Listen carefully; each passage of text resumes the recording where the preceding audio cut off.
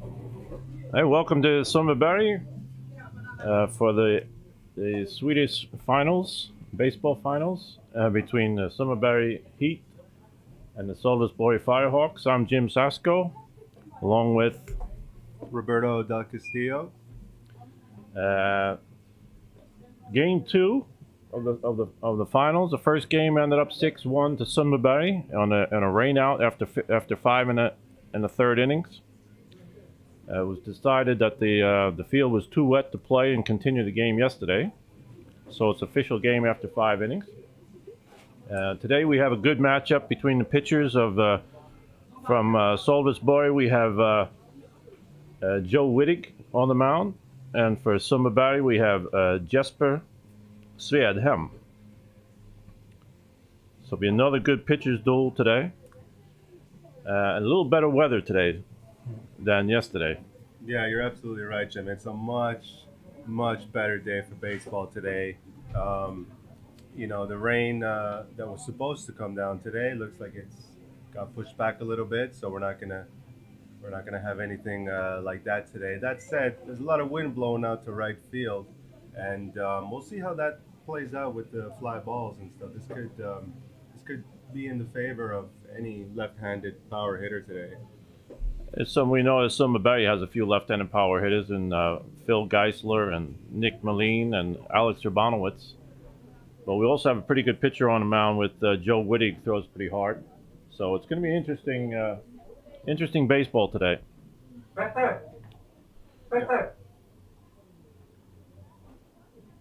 Yeah, you're absolutely right, Jim.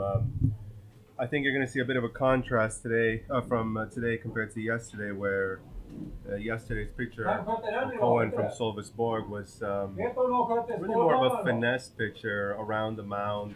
He throws hard enough, but not really at the level of I would say today's pitchers, both young Jesper and Joel Wittig, and that's part of the game. Is that as hard as a pitcher throws, if you're a batter and you can catch up to it, you don't have to swing that hard for that ball to go very far. So we'll see how the lineups deal with these changes in pitcher styles. We can start with the starting lineup, the batting order for Sölvesborg. They'll have Joel Johnson in center field leading off, Ben Johnson playing second base, hitting second. Joe Wittig, the pitcher, will hit third. Terrell Joyce will be at third base, hitting fourth. Marcus Melendez, catcher, hitting fifth. Shortstop Daniel Johnson, player coach, hitting sixth. John Michael Johnson, right field, hitting seventh. And then a new to the lineup today, didn't play yesterday, Jonathan Norberg will be at first base. And then in left field, Clement Esteban will hit ninth. No DH for Sölvesborg.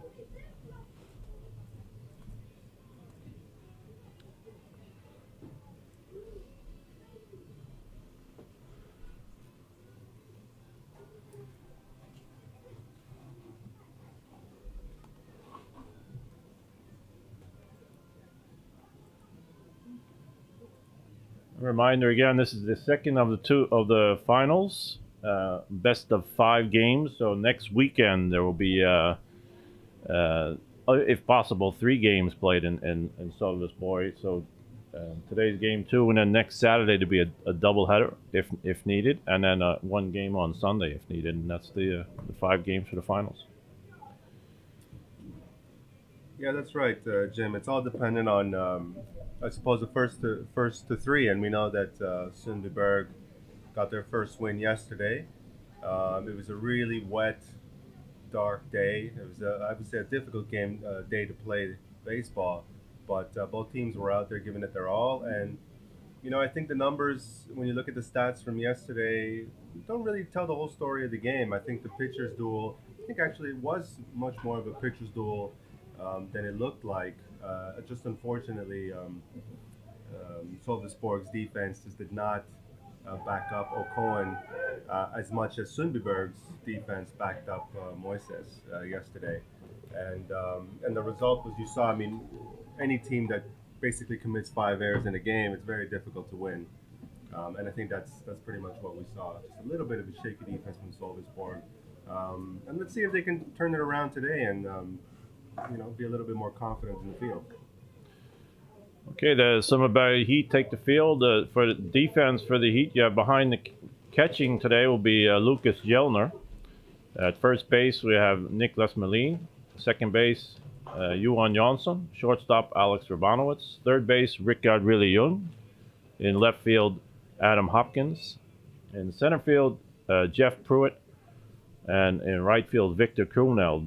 And as we said before, Jesper Svedhem on the mound. Jesper has only thrown 6 innings this year because of a finger injury. Got hurt early on in the season, before the season started actually. He threw.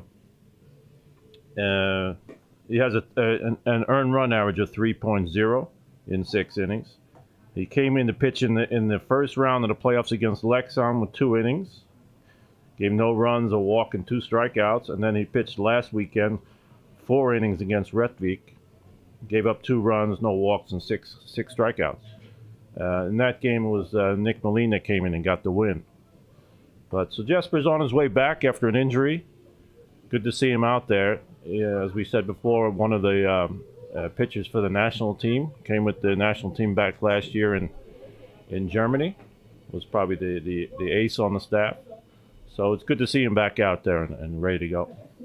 Yeah, you're absolutely right, Jim. I mean, Jesper is it was a big blow for Sundbyberg to have him injured in the beginning of the season. Like you said, last year, out in Germany, he was the ace of the Swedish national team. So he was also the ace of the Sundbyberg team last year. And it's a terrific 1-2 punch that Sundbyberg has with Jesper and Moises. And it's just unfortunate that he wasn't able to take advantage the whole season with the injury. But, he's looking pretty good now. He's looking pretty healthy. And let's see if he can reach those big speeds that I think he had last year, where he was probably hovering around 90 miles an hour. Yeah. We'll see Joel Johnson to start, the center fielder for Sölvesborg. And like you said, with the lineup for Sundbyberg, out in defense, there's no changes really from yesterday, other than catcher, where Lucas Jelner gets the start. Lucas, part of that young pipeline that Sundbyberg has been playing his whole young career in the Sundbyberg club, and also plays with the junior team, very young, but obviously the senior team trusts him enough to be able to start. And it really shows the work that the Sundbyberg club has done, really developing their young players. Really, really good young prospect. Okay, we're on the way. First pitch, outside corner, strike 1. Joel Johnson went 0 for 2 yesterday scored a run. He walked 1 time, came around to score. There's a curveball in for a strike 2. Like we said yesterday about Moises getting started early, important to get those secondary pitches, the curveballs, the sliders, in for strikes, which he didn't do early on. He had to rely on his fastball early on. Too many walks in the beginning. There's another curveball, fly ball out to right field. Victor Kroneld is under it. Looks like he misplayed it over his head. Yeah, you saw it was a little bit of a misplay. It looked almost as if maybe the sun got in his eye. He struggled to backpedal. I mean, Victor is a very fast player. He's a very good defensive player. So just the fact that he was backpedaling, I think it showed that he didn't have good sight on that ball, and unfortunately, it dropped and allows Sölvesborg to get a runner on second here. And just like yesterday, it was an error. If you recall, Moises walked the very first batter and then tried to pick him off, but unfortunately threw past the first baseman, allowed the runner to get to third, and that's how Sölvesborg scored their only run. So let's see here if the Sundbyberg defense can settle down and hold Sölvesborg off the board. Ben Johnson was 0 for 1 yesterday with 2 walks.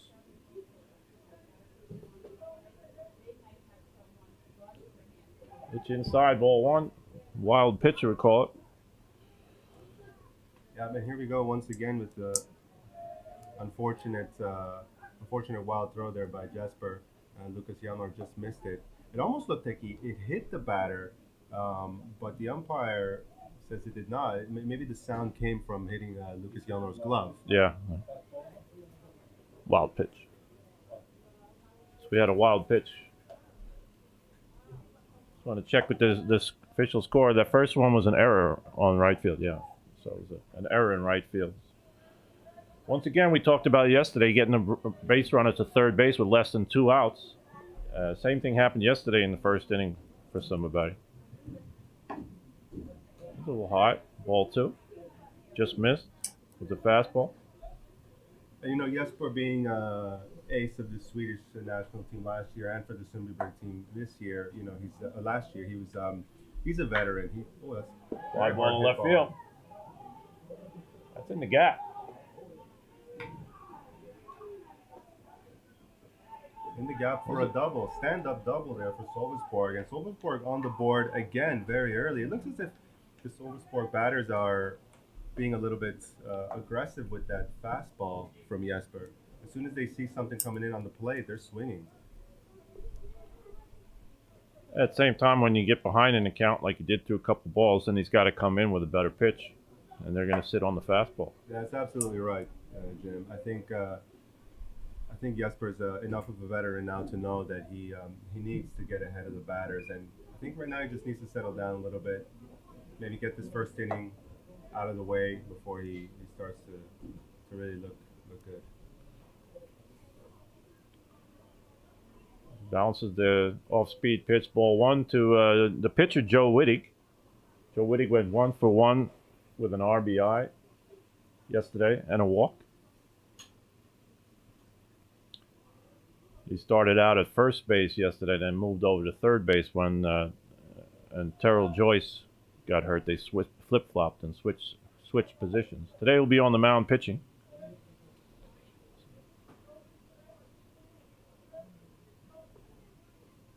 The fastball fouled off, 1-1.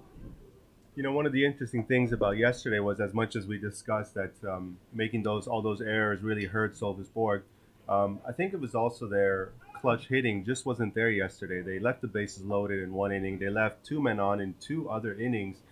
And, you know, if they had a little bit more clutch hitting yesterday, we could have been talking about a completely different game. Oh, yeah. Like you're seeing very early on, you know, the runner gets over to second, and now they're being very aggressive. I think they probably made that adjustment based on yesterday.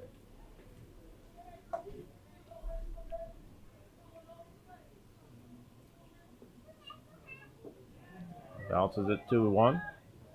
Here's also a situation where we had it yesterday as well, an open base at first base, but you have probably the best hitter in the league on deck, so you don't want to just put Joe Wittig on base and then have to pitch to the toughest out in the league right here. So this is an important batter right here for Jesper Svedhem.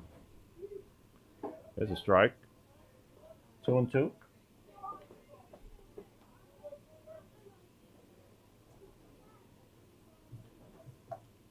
And nobody out, man on second base, and we have 1 run in for Sölvesborg so far.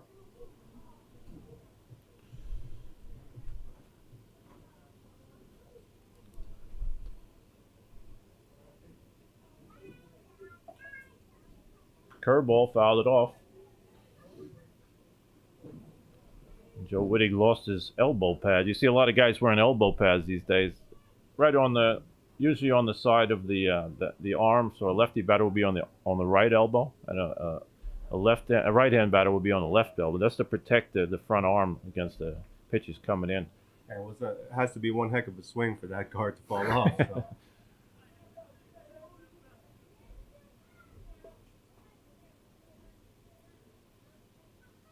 High fastball outside. Go to 3-2 now. 3 balls, 2 strikes. Yeah, another thing we saw with Moises pitching for Sundbyberg yesterday is he was getting behind the batters, walking a lot of batters, and it really ran his pitch count up.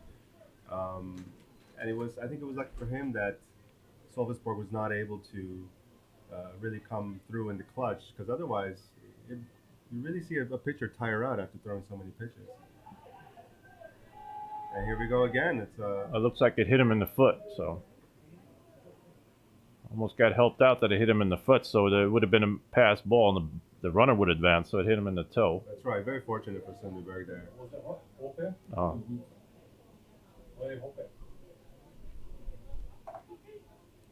Well, this is a very dangerous situation here, and really good opportunity for Sölvesborg with no outs, runners on first and second, already up 1-0, and as you said before, the best hitter in the league this year up to the plate.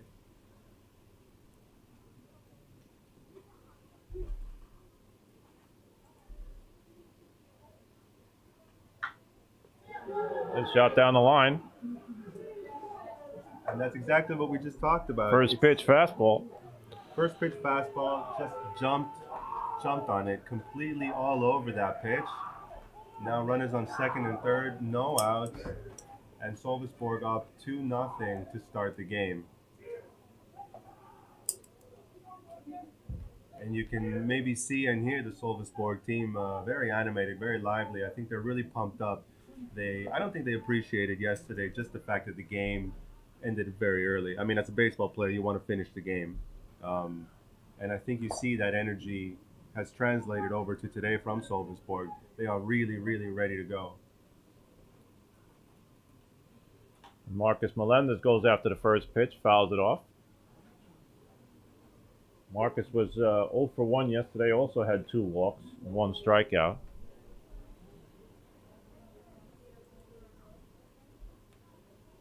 You know, yesterday the third baseman for Sundbyberg, Rikard Young, made a couple of really good plays down there, just picking those balls off the dirt. Unfortunately, this last hit, it was just a little bit out of his reach, even though he dove for it. But it was a really good hit down the line. Bounces the curveball. Good play by Lucas Yellen to stop that ball. That saved the run right there.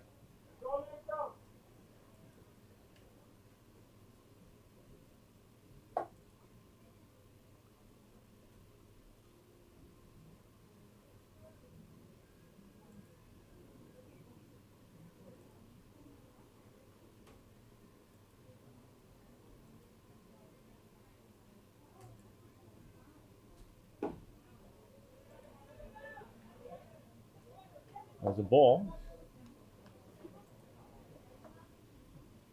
Count 1-1.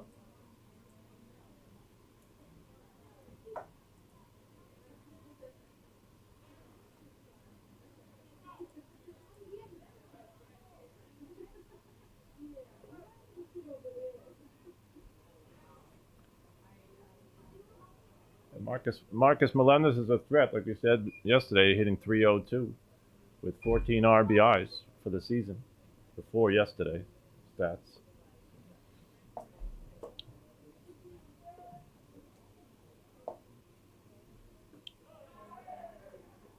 There's an off-speed pitch, looked like a curveball.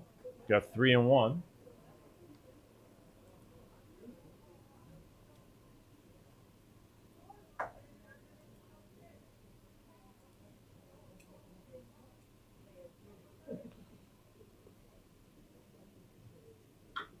Foul ball off his foot.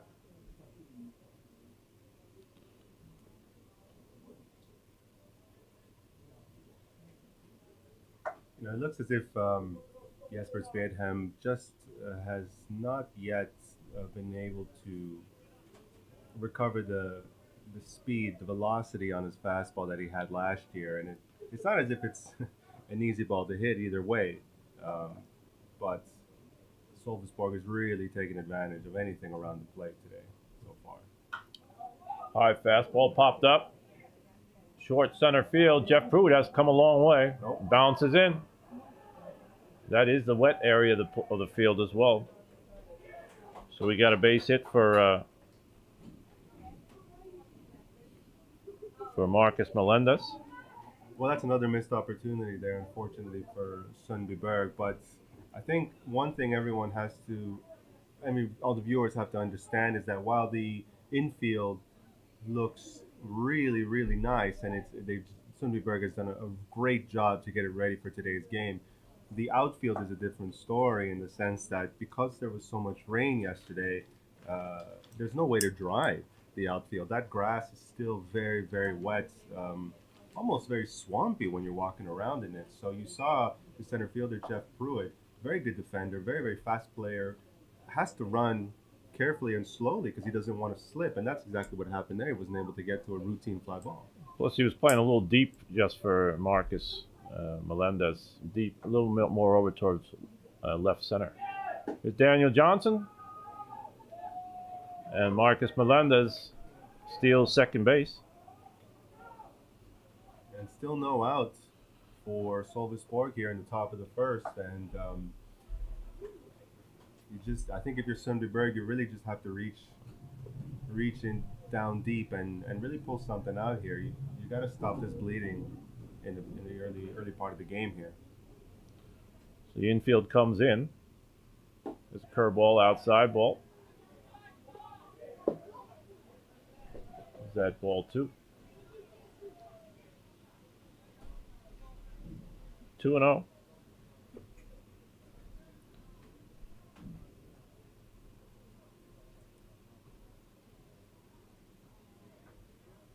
Daniel Johnson went 0 for 3 yesterday. Had a tough day at the plate, but he's once again, as player coach, also one of the tough players, tough outs, smarter players on the team, and in clutch situations like this, he's a dangerous hitter. Let's go outside. Oh, he called a strike. Well, that's an interesting call there, but I think Lucas Janor helped his pitcher out there a little bit by trying to frame that pitch on the outside. But it's a really good job by the young catcher. 2-1, nobody out. There's a curveball outside. Another good play by Lucas, keeping the ball in front.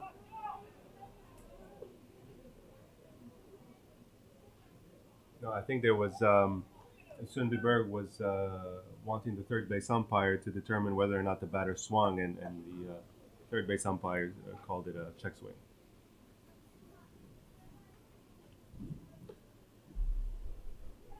At the same time, that wouldn't have been the third strike, right? No, you're right. It wouldn't. Not sure why they were calling for the tag, but yeah, there's a lot of excitement and energy right now in that field that they really want to stop all these runners advancing. The fastball up, base hit to left field. 2 runs in. Play at the plate, he's safe. And once again, Sölvesborg, another good piece of hitting there, and brings in another 2 runs. Now up 5-0 with still nobody out in the top of the first inning. And I think now it's safe to say this is not the start that Sundbyberg wanted. As much as they did win yesterday, they're off to a good start in the series. You know, these 2 teams are going to go back to Sölvesborg next weekend and play 3 games there in Sölvesborg's home park. And if you're Sundbyberg, I think you wanted this game to start off a little bit better here. But let's see if they can dig deep and start playing a little bit better defense. And there's the first strike to John Michael Johnson. Playing right field. He was 0 for 2 yesterday with a walk. Brother Daniel Johnson on second base.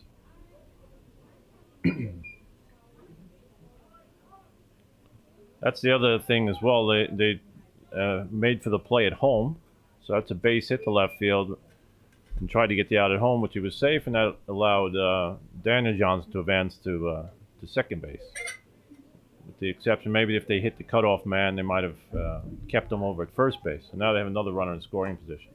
Fastball, fouled off. Good swing by John Michael. That's very true, Jim. I think in that case, the first baseman for Sundbyberg, Nicholas Melin, came all the way over towards the third base line and made the decision to let the ball go through to the catcher rather than take it, cut it off, and try and get that possible first out at second. And this is the game of baseball. As much as it is a simple game, there's also these little complicated decisions you need to make on the fly. And well, you live and die by your decisions in this game. Whoop. That was a wild pitch there. It looked like it was a breaking ball that got away from Jesper Svedhem and hits the Sölvesborg batter in the back. That was a curveball. It didn't spin much. No, and I think you saw Jesper show a little bit of emotion there, and you see his third baseman just giving him a few words of encouragement, just to calm down, try and check his emotions, and just take it from here. There's really nothing else you can do. You've already given up 5 runs, and there's really nothing else to say. Unfortunately, Sundbyberg, they look a little bit demoralized out there, but this is it.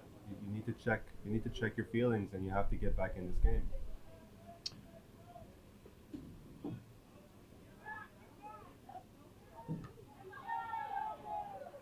There was a fake bunt attempt by Jonathan Norberg, just jumped in, and it's Daniel Johnson that took off and stole third base. So now we have runners on first and third. Well, that was a really heads-up play there by Daniel Johnson and Sölvesborg. I think it seems as if Sölvesborg is just a little bit more in the game right now than Sundbyberg. There's a strike. And there's the runner from first base, steals second very easily. Stand-up steal there. And like I said, it just seems like the energy levels of the two teams are completely different right now at this moment.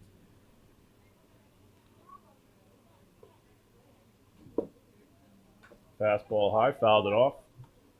Jonathan Norberg, it's a 105 batting average this year. Only had 19 at-bats in the short season.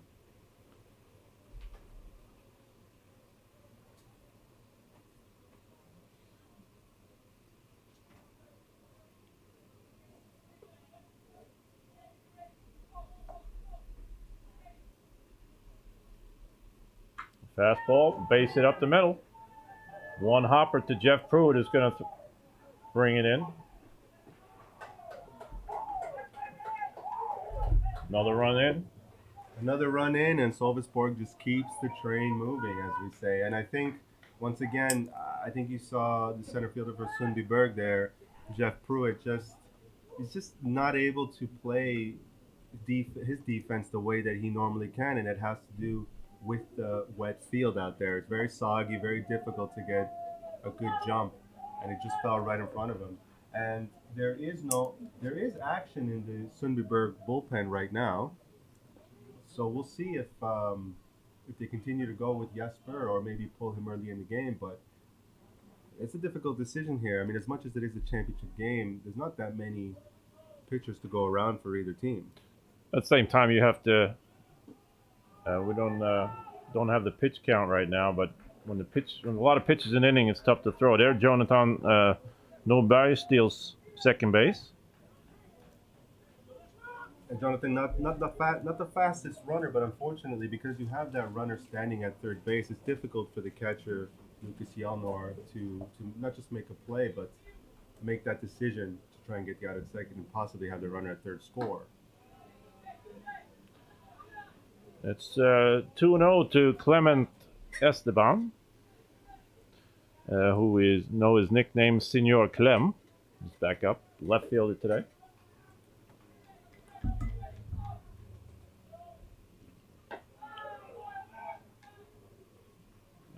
Senor Clem went 1 for 2 yesterday for Sölvesborg with a base hit.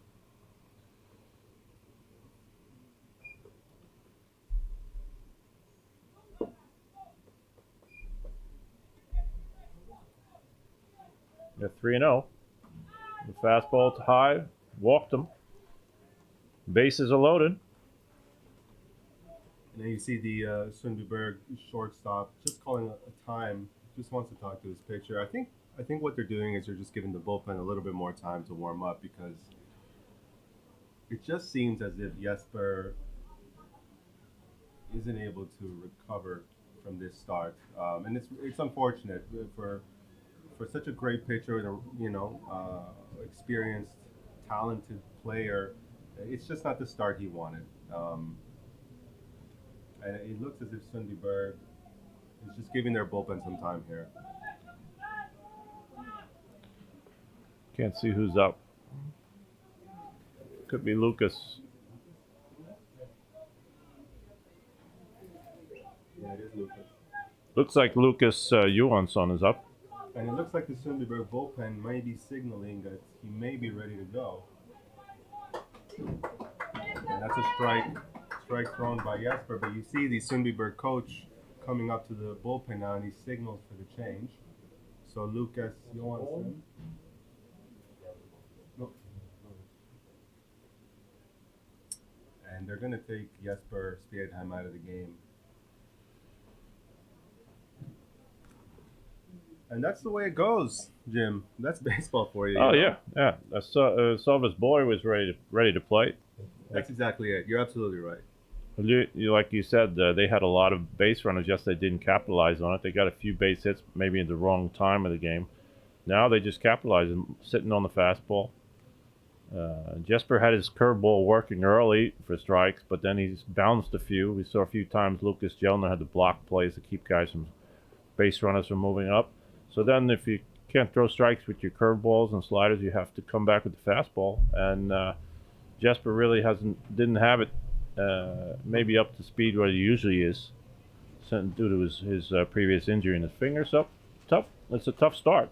It is a tough start. It's a tough break, and you know, I think you've have a lot of coaching experience. I have a little bit of coaching experience, but when you're talking to these young players coming up in the system, you always tell them this is a game about momentum. This is a game, as much as you have to check your emotions, this is also a game about emotions. And you saw Jesper throw a couple of really good curveballs to the very first batter of the game. And the first hit should have been a routine fly ball. It's just, unfortunately, the Sundbyberg right fielder was not able to make the play, first error of the game. And then Sölvesborg just took off from there. And what else can you say? It is what it is. So now Sundbyberg is in a position. You've got Lucas Johansson out on the mound now, and he's a really good-looking young prospect here. I mean, he's very young, 17 years old, and he throws hard. This kid throws hard. Well, we don't have his stats for the junior team, but we have he's pitched 2 innings for the men's team here for Sundbyberg. He has for juniors. In the juniors. In juniors, he has a 2.38 earned run average.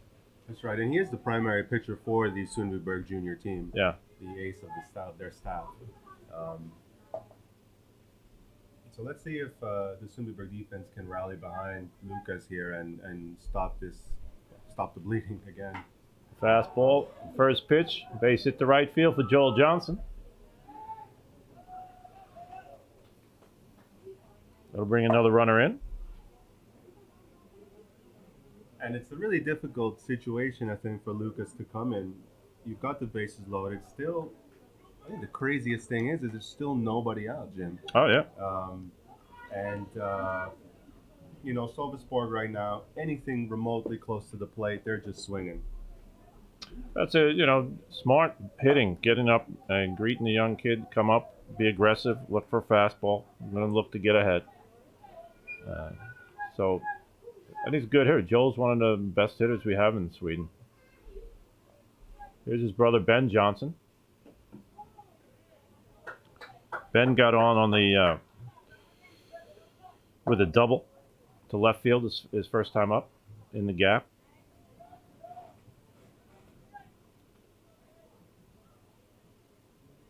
Drove in his brother Joel for the first run. Bases loaded, nobody out. Good fastball high, fouled it off.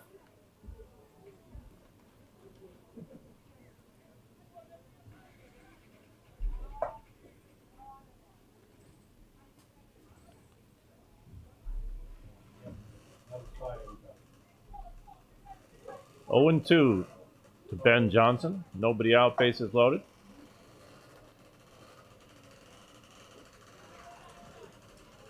Looks like a changeup. Ball 1.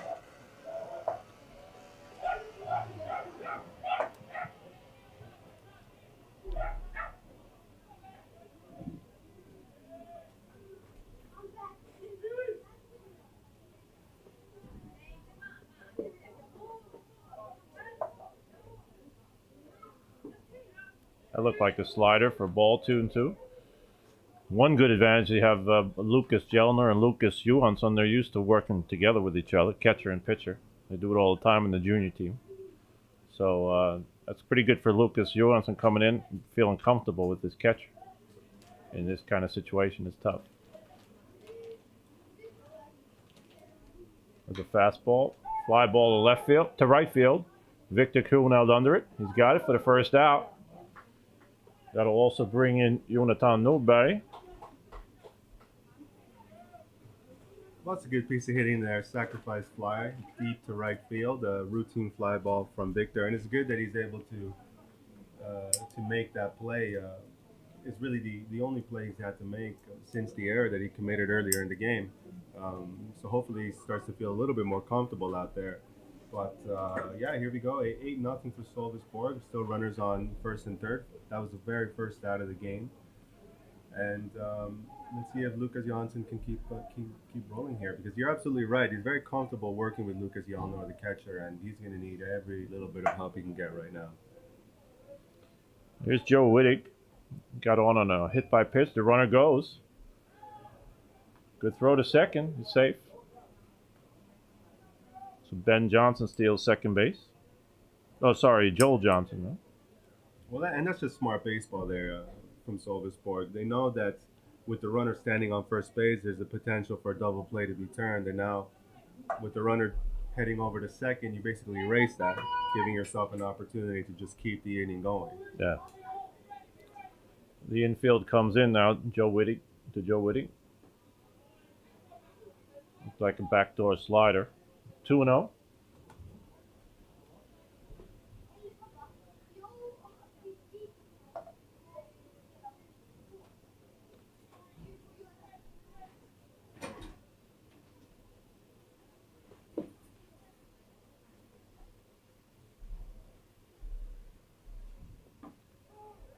There's a strike, 2-1.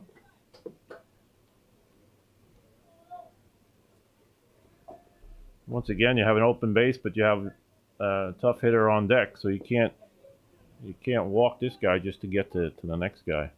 So no, you definitely can't, especially considering that Terrell Joyce hit a double down the line his last at bat. There's a swing and a miss, little foul tip. 2-2. And you can hear the Sundbyberg defense and team just encouraging the young pitcher out there on the mound, and that's really good to see. You really need to be able to rally around something now.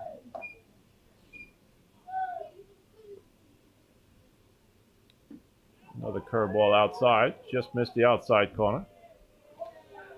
Throwing that curveball from right-handed pitcher, left-handed batter, throwing in the outside corner. We usually call it a backdoor curve. So it kind of starts outside of the zone and hits the outside corner. That time just missed. We got full count.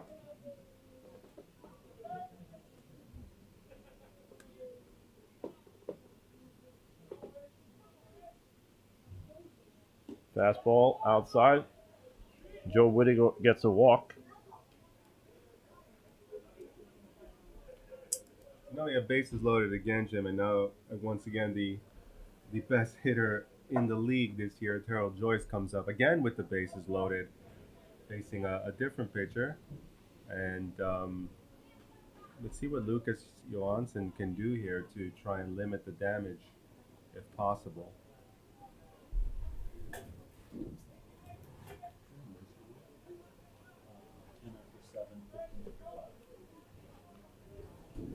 The curveball started him off. Good pitch, fouls it off. We talked about how he's done in the Swedish league, Terrell Joyce. But in 2018, he had 29 home runs in the Czech league. That was a single season record. So he's a tough hitter. Tough hitter with a lot of power. And you see his armband there. He's got a USA flag. That's cool. I was going to ask him yesterday if I can get one of those. Ready to get that one. Rips another one down the line. Foul ball.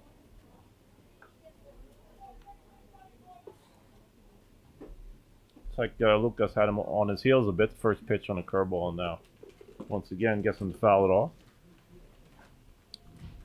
Like I said, Terrell's had a double his first time up. and an RBI. Tough start to Sundbyberg, 8-0 there in the first inning.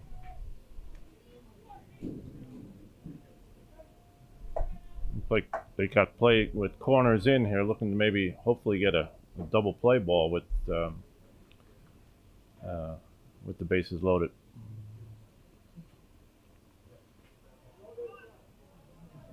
Yeah, you're right. Slider bounced it. And I think the Sundbyberg defense is also aware that Terrell Joyce is he's just looking to pull the ball at the moment and really take advantage of his raw power. But it is a tough start, 8-0 so far. I think it's important to maybe remind the viewers there is a mercy rule in effect.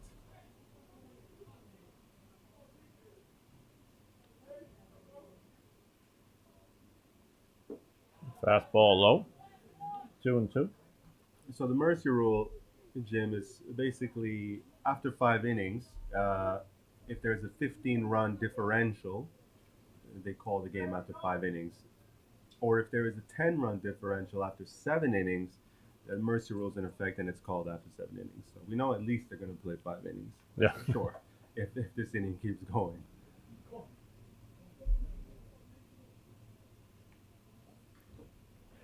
Bounces the fastball. Oh, the umpire called the check swing. Wow.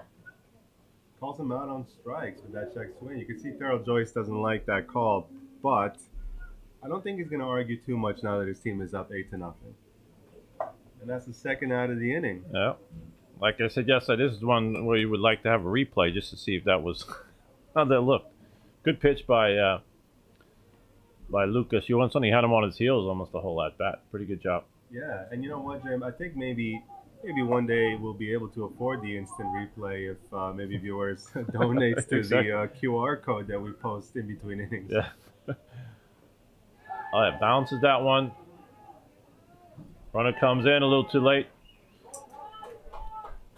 Well, there's the 9th run for Sölvesborg this inning, and that was a tough play. Lucas bounced the ball to the catcher, Lucas, and difficult to make a play there. A wild pitch. Marcus Melendez up. And he had a doubles first time up. Oh, single, sorry. Single to center field and an RBI.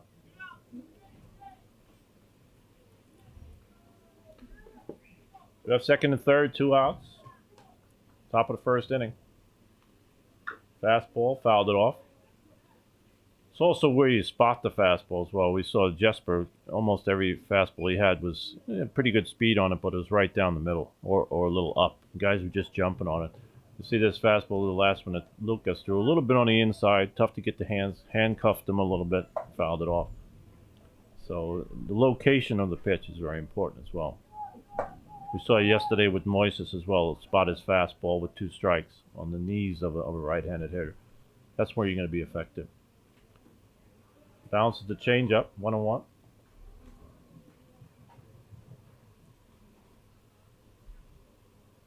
There's so many intricacies to the game, Jim. There's so many adjustments that a pitcher can make. Talk about painting the corners. There's so many adjustments that hitters can then make to counter that, and that's just a wonderful thing about the game of baseball. Yeah, that's what's the fun part of it, in my opinion. There's a hanging curveball, fly ball out to center field. Jeff Pruitt makes a catch. Goes a long way. Big play. Incredible play by Jeff Pruitt, and this is what we were talking about. Jeff Pruitt is a great defender with great speed, and it just unfortunately some of the miscues earlier in the game was a result of the very wet grass out there. But that time looked like he just decided to get it, didn't miss it. Well, you see that he played deep. That's what he did last time against Marcus Melendez, but he dropped it in front of him, so he had good position last time. So after a half an inning, it's Sölvesborg gets 9 runs, and it's 9-0 after half of inning.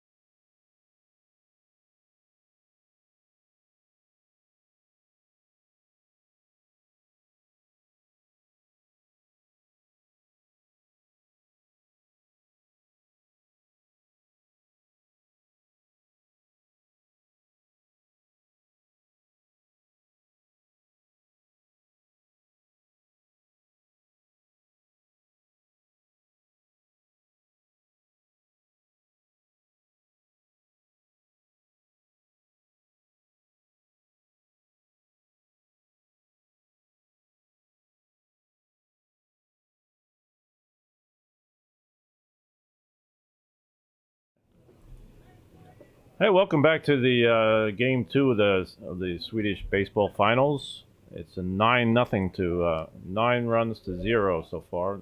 Sundbyberg coming up for the first time. We have Joe Wittig on the mound for Sölvesborg. Joe's third in the league in ERA, earned run average, with 1.78 during the season. 5 wins and no losses. 49 strikeouts and 11 walks. Yeah, and Joe Wittig, I mean, he's just a power pitcher. He just comes in with a lot of heat.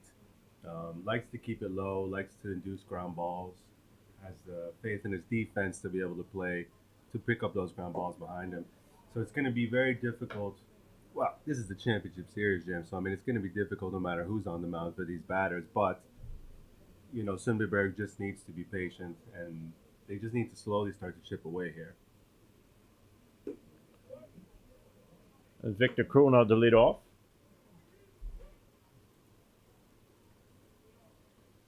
Victor went 1 for 3 yesterday, scored 2 runs. He leads off with a walk. That's a good job there by Victor. Just being patient. Force Joe to throw strikes. He wasn't able to do it, so he gets on base. And it's very good sign. Very good start for Sundbyberg because Victor Krona is really fast, really good base runner. There's Alex Rabanowitz. 1 for 3 yesterday. Joe Wittig, you see, throws pretty hard. Throws around 89, 91. Also has a pretty good split finger that he throws. Relies on that. He normally throws his curveball for strikes. It looks like now he's just trying to get established the fastball here early on, and he's got a 9-run lead, so he's had a chance to settle in a little bit. There's a fastball low. Yeah, when you're talking about a guy who throws 89, 91 with a split finger movement, I mean, this is probably lower end Major League Baseball here. I mean, that's pretty hard. So for guys here in the Swedish league to face someone like that, it's very challenging. It looks like a curveball outside. It's one thing to have a lot of different types of pitches, but you want to establish your fastball and maybe a secondary, up to 3 pitches where you can get command of. And then again, Joe Wittig, he's playing all kinds of positions yesterday. He's not just a pure pitcher, so it's going to take him time to get himself set. Looks like a little bit of an off-speed pitch, maybe a changeup, fouled off by Alex Rabanowitz. Got 2-1. Victor Krona on first base, reached on a walk.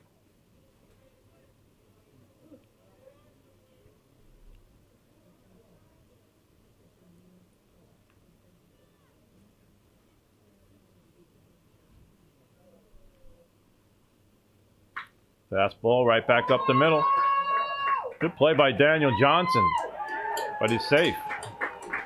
Yeah, that was a heck of a play by Daniel Johnson there, just to keep the ball in the infield. And I think, you know, even though he didn't get the out of first base, actually just the fact that he was able to keep the ball in the infield kept Victor Krona at second base. Exactly. If it did get out to the center fielder, I think you would have seen Victor standing at third. And you see right there where it doesn't matter if you're throwing upper 80s, 90. When you're not you're getting strikes, you get behind. You have to come in and groove the fastball, which he just did. Alex is ready for him. And hit it right back up the middle. Looks like he hit it off his glove hand, and he lost the glove. Umpire checked to see if he was okay, I would think, right? Yes, I think so. And just to go along with what you're saying as well, when a guy throws or is throwing that hard, as a batter, you really don't need to swing very hard to do anything with that ball. You just have to keep the swing soft, hold the bat nice and tight, and that ball's going to go. Here's first baseman Niklas Melin. Goes after the first pitch. Fly out to left field. Sir Clem under it. He's got it. Returns it in.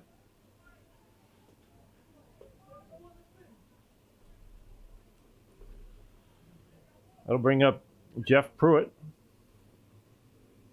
2 for 3 yesterday, scored a run.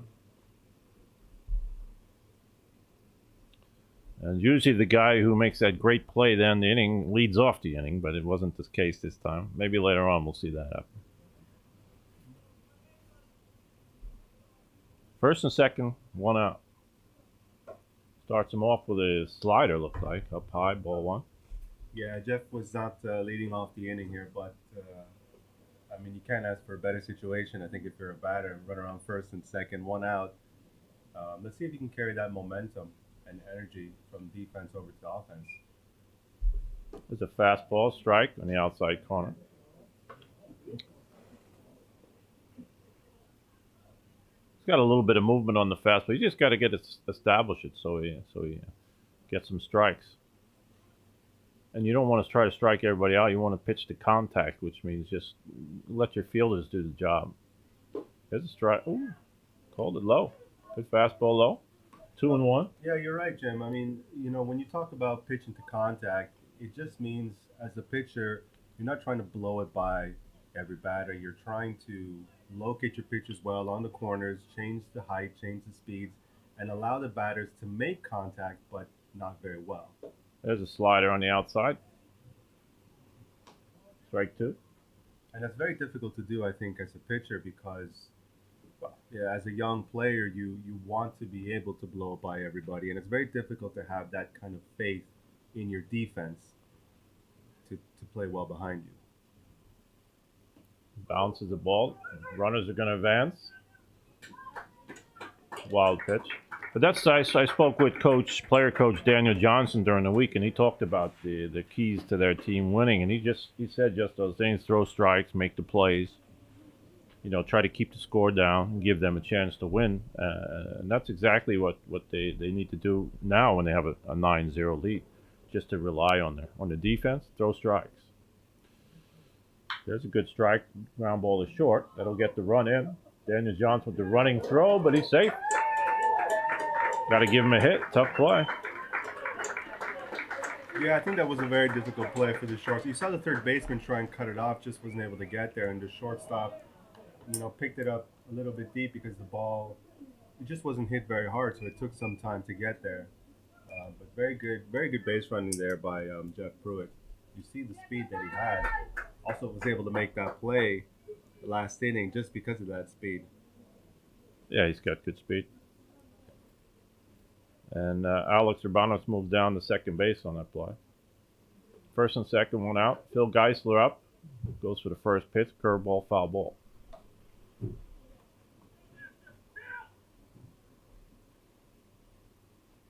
Phil was 1 for 3 yesterday. Scored a run. Hit a double.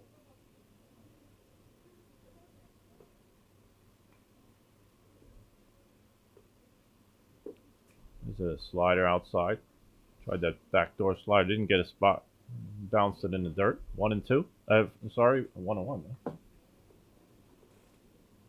Yeah, I think if you're Joe Wittig here, you definitely want to locate your pitches very well because, you know, the Sundbyberg, it's a strike. Looks like a changeup. Took something off of that one. It's the wind is blowing out to right field today here in the Örvallen, and yeah, definitely Philip Geisler has the kind of power where, again, you don't have to swing very hard, but as long as you make good contact, that ball is going to go out in a hurry. It struck him out. That might have been a split finger we were talking about. Tough to see from where we are, but it looked like it. Struck him out swinging. For the second out, that'll bring up Adam Hopkins, the left fielder.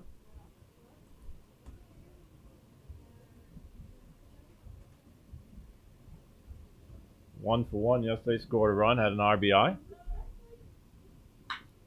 Bounces up middle towards shortstop. Get the force play at second base. But Sundbyberg's working their way back. They score a run in the bottom of the first. The score is 9-1 after the first inning.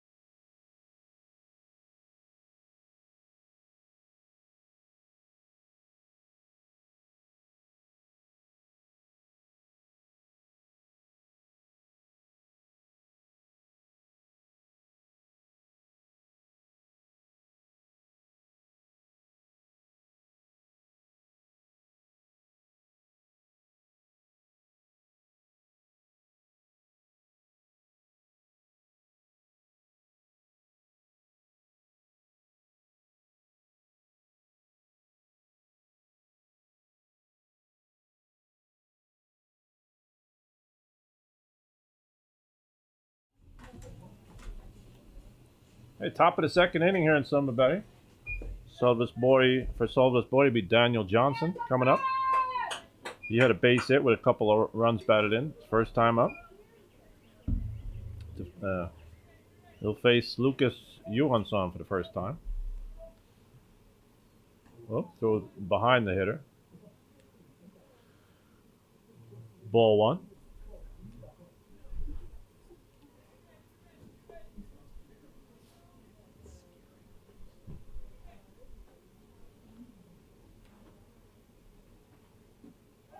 Inside corner, strike one, 1-1.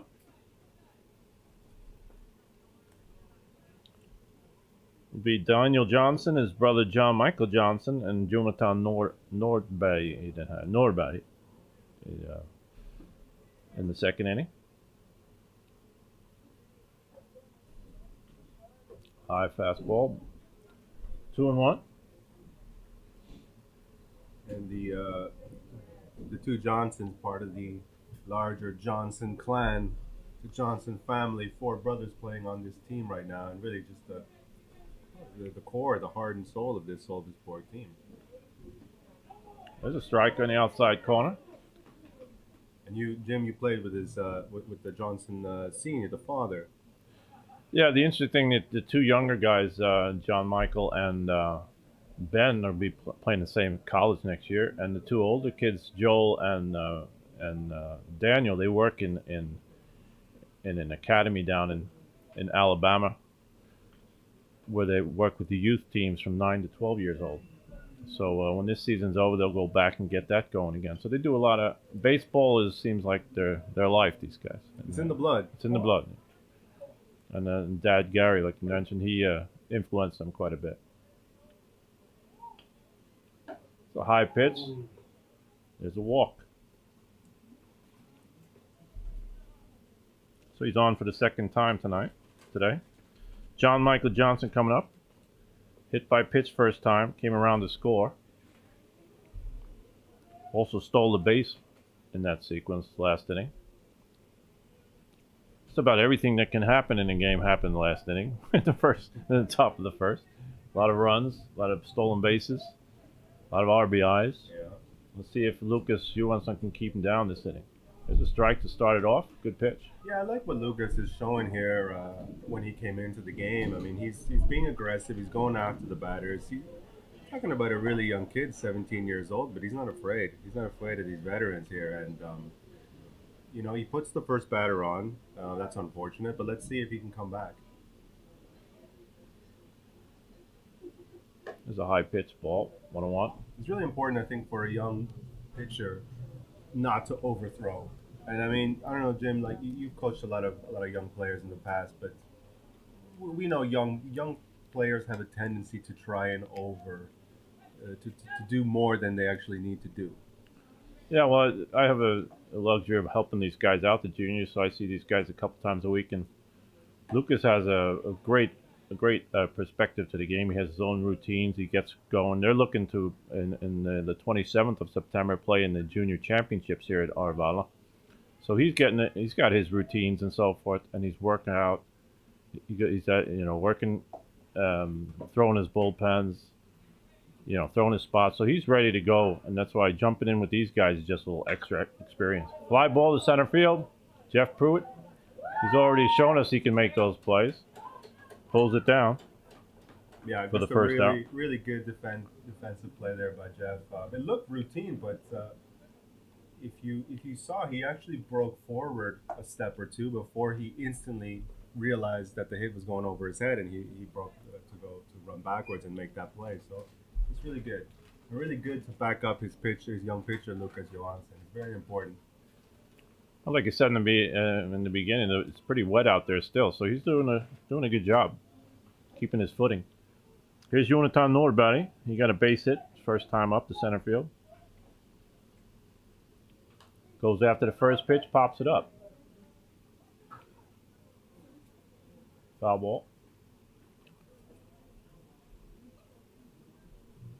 We talked a lot about this game being a game of momentum.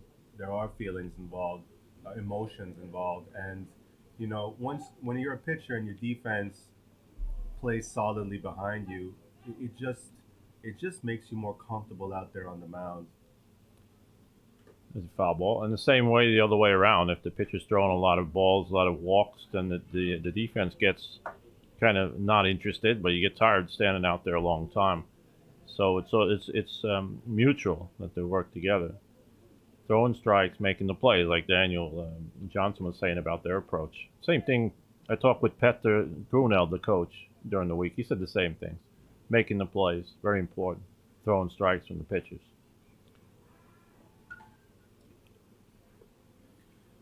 Yeah, and it's also important to remember, Jim, that we're not playing in Florida or Arizona where the weather's beautiful. I mean, this is a great day for baseball in Sweden, but let's be honest, it's also windy and it's cold.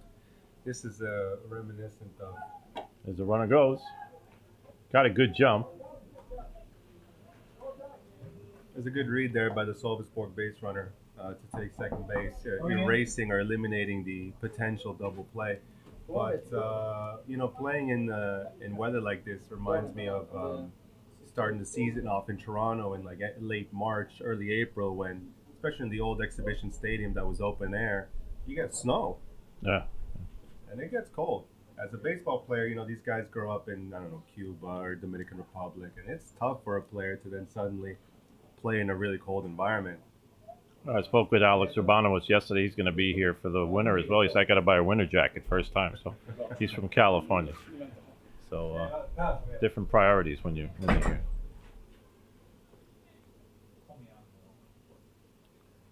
So that was Daniel Johnson's second stolen base of the game. High fastball, fly ball to left field, left center. Or center fielder Jeff Pruitt takes it and makes a good strong throw into third base. Once again, good defense behind Lucas. When you make that pitch fly out, it's you want to make sure that it is an out, doesn't get by you. Or we've got 2 outs now, man on second base, and that'll bring up Clement Esteban, who walked his first time up. Yeah, it was a routine fly ball, but at the same time, I think today it's not a routine fly ball just because of the conditions on the outfield that are so wet and so soggy and almost swampy. It's very difficult to keep your footing, like you said. And the wind's blowing out as well, so.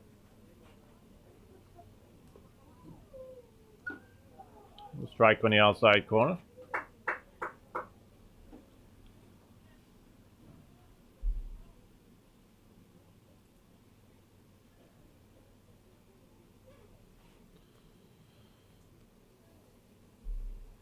So we got Joel Johnson, the top of the order, on deck.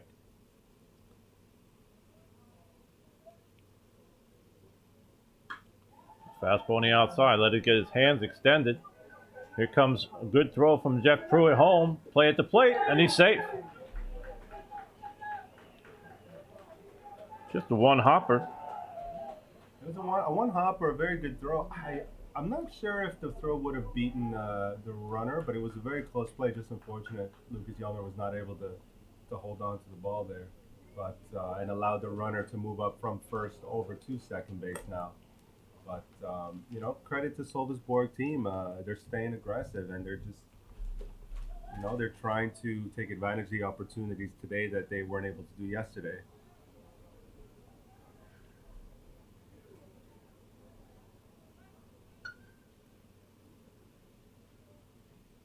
Here's Joel Johnson.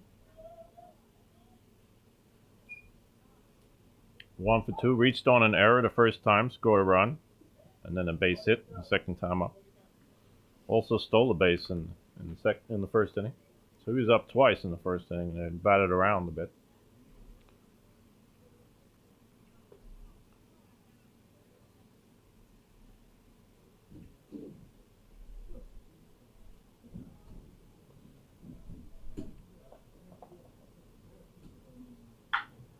The curveball fouled off. 1-1. You know, as much as we're talking about the outfield being soggy and just having really poor conditions, I think it's important to just mention again and credit the Sundbyberg club in general for being able to get the field overall in just a good condition to play in. I mean, this infield looks completely different from the way it did yesterday, where it was puddles everywhere and super wet. So they did really good job this morning. 1-1. It's a slider on the outside, bounced it a little bit. 2-1. It's not a bad pitch when 1-1 to try to get him to chase a little bit. So he's mixing up his speeds. Just needs to hit his spot, keep his spot with the fastball. It'll be all right. 2-1 to Joel Johnson, man on second base. 2 outs. Fastball fouls it off. Yeah, and I think it's important. It's interesting that you mentioned that, Jim, because like we said before, normally you have a lot of young players who get caught up in their emotion and just want to blow the ball right by the batter. But you know, when you have a kid like Lucas at 17 years old, that's already changing his speeds, already changing his locations. I mean, it really speaks to the maturity in his game and just how smart of a player he is. He's going to get better and better. He'll get stronger over the winter. He'll be better and better.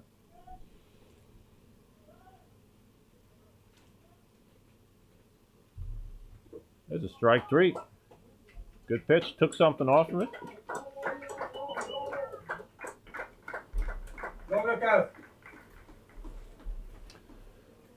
But Sölvesborg gets another run. After 1.5, it's 10-1 Sölvesborg.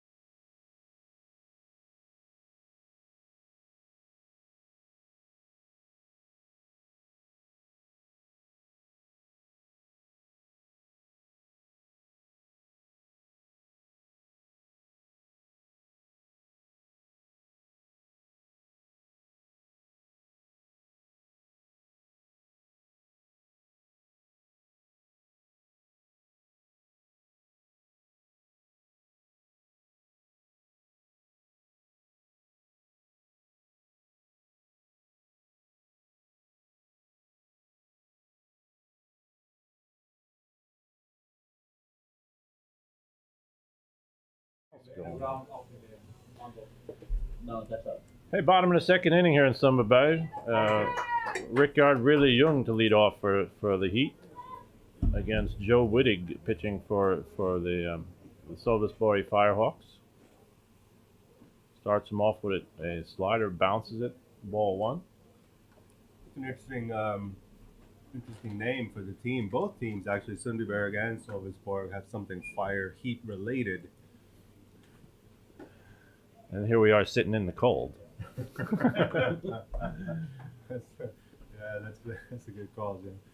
Should have been the Ice Hawks and here in Sweden, but There's a ball. Really young went 0 for 2 yesterday. Hitting .217 on the year before yesterday's games. Like we said, a veteran. He's made his comeback. A national team player from way back. I coached him. Very versatile player also. Played all over the place.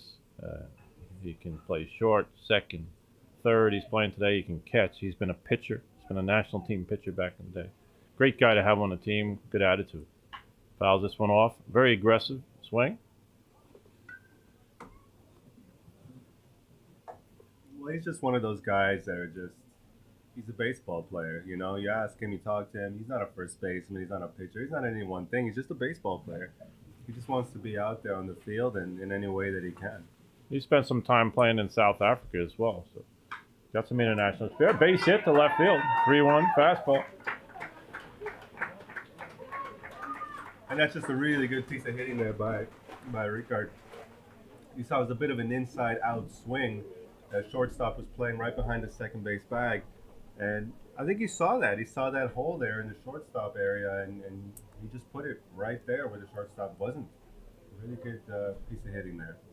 Once again, you get Joe Wittig got behind in the count, throwing balls, and then he's got to come in with that fastball, which Rickard just took to left field. Here's Johan Jansson, the second baseman.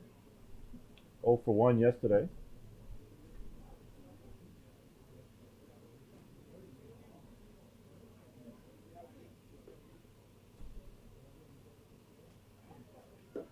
There's a curveball for a strike, 1-1.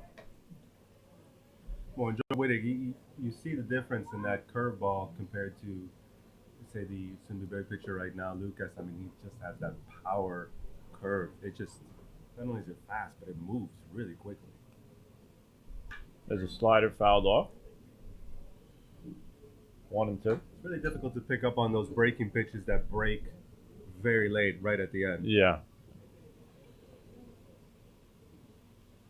We're guessing every time, but I think we're making a pretty good guess. When you hear the glove pop, it's going to be a fastball, probably. There's a fastball, high foul. Oh, straight up.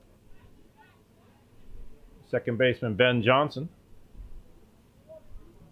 for the first Sundbyberg out. That'll bring up Lucas Jelner.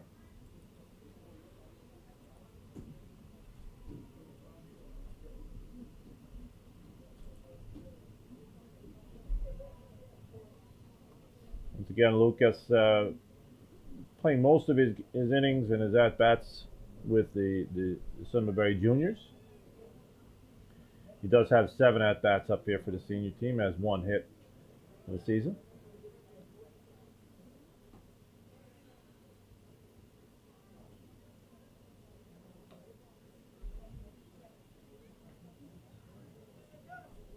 Lucas is also one of those guys. Gets better and better. He's going to be better and better for next year. He's going to get stronger.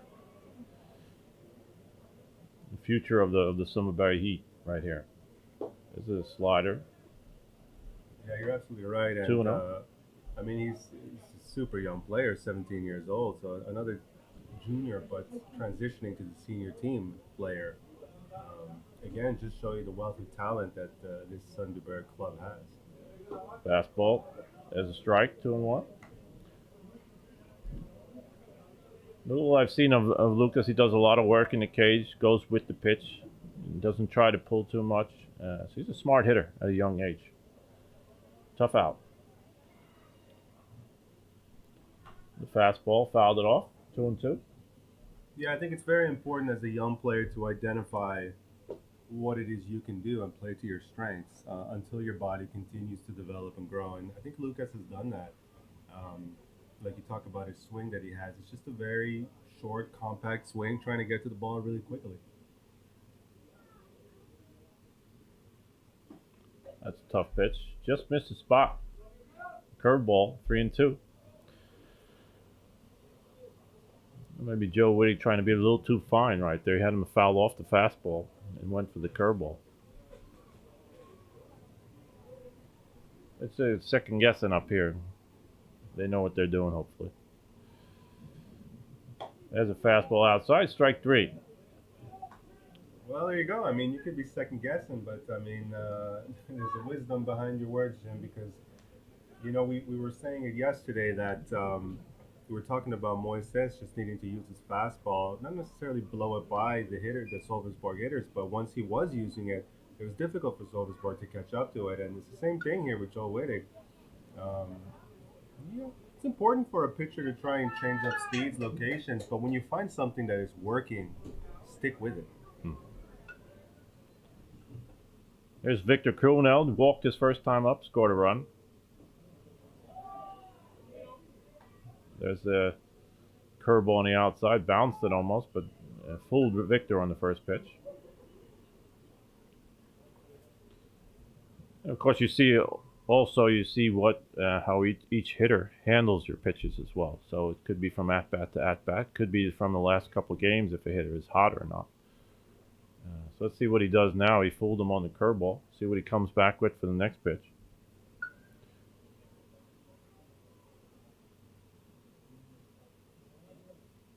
Goes once again on the outside. Try to get him and chase it again. So that's a smart pitcher. There you see the routine communication between Marcus Melendez, the catcher, and Joe Wittig, the pitcher. So they're working it.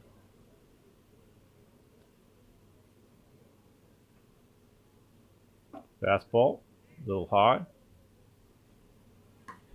Yeah, and I think that also shows, Jim, a little bit of the adjustment, the game of adjustments that this is, right? You saw Wittig throw a breaking pitch to Victor Kroneld, and he swung and missed, and he tried it again, and Victor made the adjustment, didn't swing for it that time. So fastball, fouls it off. Jonathan Nordberg over. It's up on the dugout.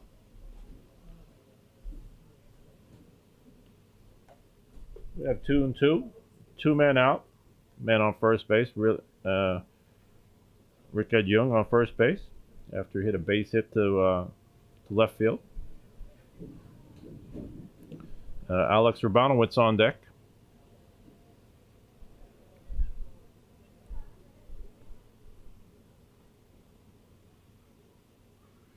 There's a fastball. That could have been the cutter, though. Could have been the cutter. Strike 3. And that's the first inning where we had no runs scored. We've played two complete innings. It's 10-1 Sölvesborg. We'll be showing our Swish number between innings. If you're enjoying the broadcast, like we said yesterday, please donate to Sundbyberg Heat Baseball. Thank you very much.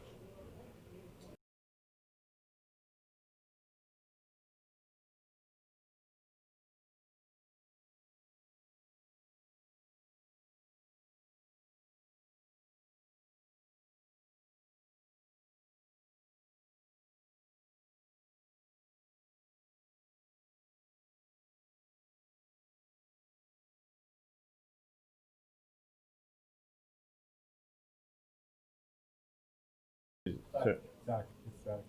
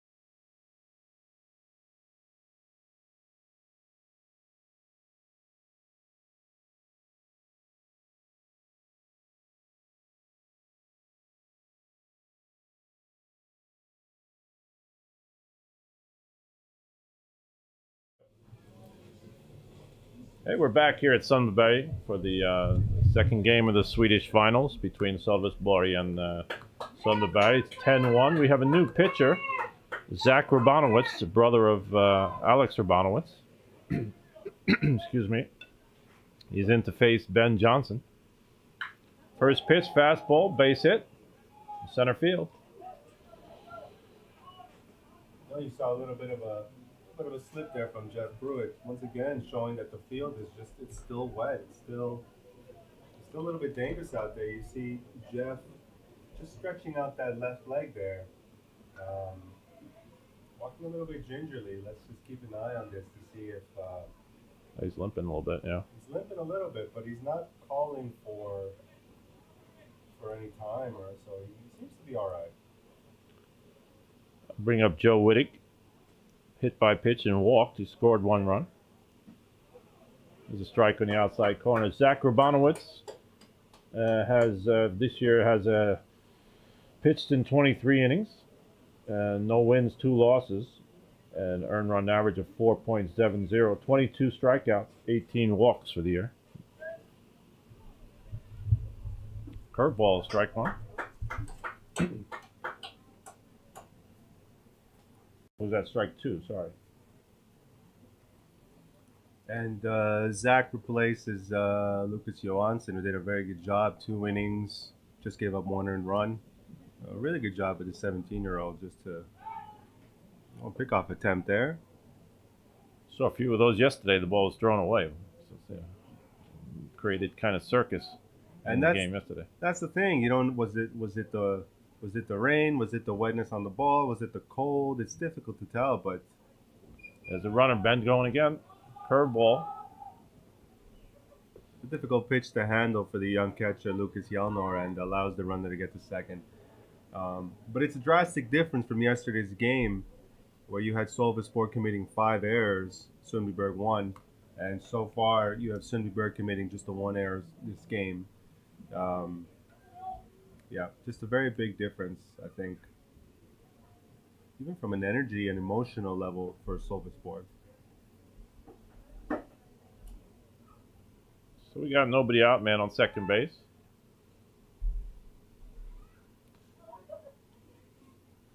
That's the other thing when you're trying to keep the base runners going, throwing the off-speed pitches as well gives them a chance to get a good jump. So that's in that case to a curveball.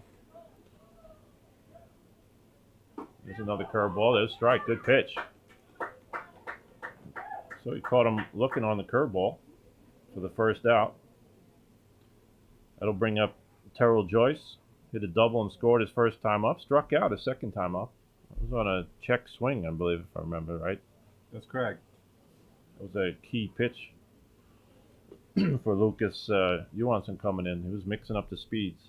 And it's a little bit of a bragging rights there, you would say, striking out the best hitter in the league this year. And I think from Joyce's perspective, it's just one he wanted back because he knew bases loaded could really do a lot more damage. There's a wild pitch on the breaking pitch, allowing Ben Johnson to go to third.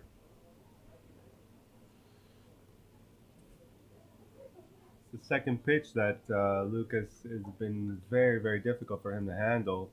Maybe there's a little bit of a miscommunication there from the pitcher and catcher's perspective, or maybe Zach just sort of the pitch got away from him.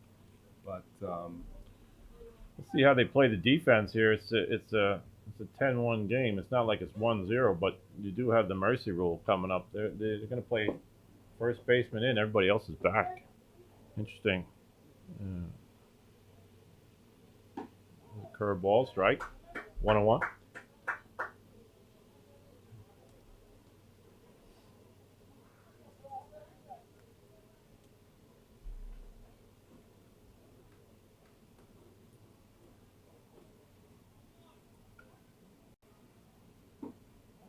Another breaking ball. 1-2. So Zach Rabanowitz, he's made up his mind together with Lucas Jelnor. They're going to keep the ball away on the outside. All breaking balls to Terrell Joyce. I think that's a smart move too. I mean, you got a guy who led the. He throws a slider. Good pitch. Yeah, very good idea. Mixed it up with a little herky jerky motion as well. And you saw that little pause there at the top of the windup. It takes the batter off his rhythm. It's really smart. Big out right there. Is bring up Mark Melendez, who's been hot. Hit the ball hard twice. Hit a base hit to center field. He flew out. The last one made Jeff Pruitt run real far to make a great catch. There's another off speed or slider, it looked like, and bounced it. Good play by Lucas Gelman to save a run. Blocking the play again. Good job. Good day's work for the young catcher.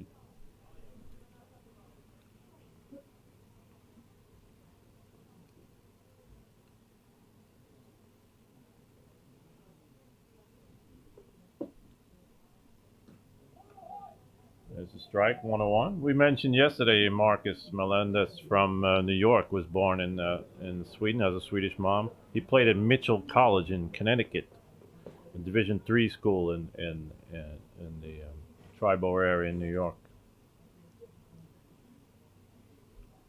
Another slider on the outside, bounced it.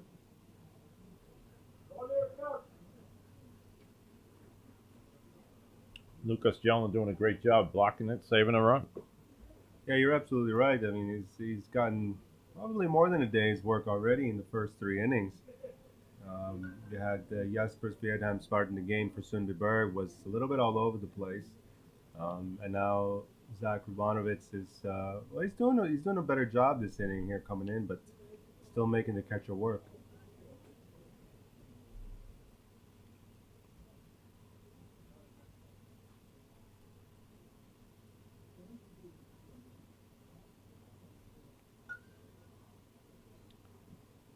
And Marcus Melendez had an RBI his first time up with that base hit. Also stole the base when he got out there. Fly ball left field. Adam Hopkins under it. Ah! I don't know if he misplayed it, misjudged it. We got an error on the left field. All the way into second base. And that'll bring Ben Johnson in to score. Well, that was an unfortunate play there. Obviously, there's no baseball player is playing to make errors, but I think what happened there, maybe Adam just took his eye off the ball right at the very end, anticipating that he was going to need to get the ball in quick to the infield so that he holds the runner at third base. And that's what happens. You take your eye off the ball, and just a slight shift, and you end up missing the catch.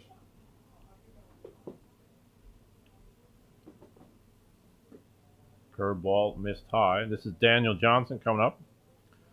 He's got a base hit, scored a run, and then walked. And on that base hit, he's got 2 RBIs. Also 2 stolen bases today. So Danny's got a pretty good day so far.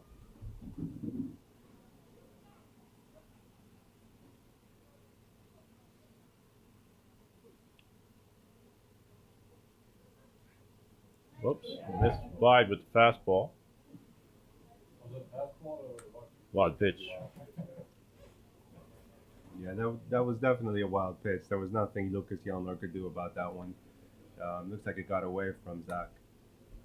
But it's these little mistakes, these little errors in the game that just allow the opposing team to continue to move along their lineup, keep the hitters getting on base. And this is what chips away. This is what gets to you. We have 2 outs.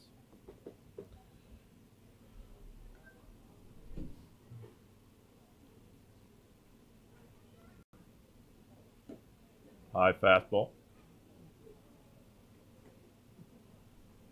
2-0 to Daniel Johnson. Runner on third base. 2 outs here in the third inning. We got 11-1 score for Sölvesborg.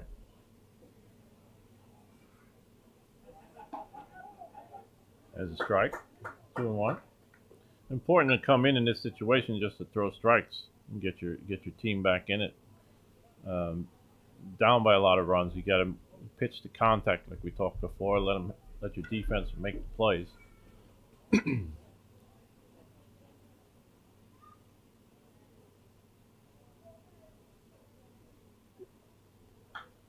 fastball popped up.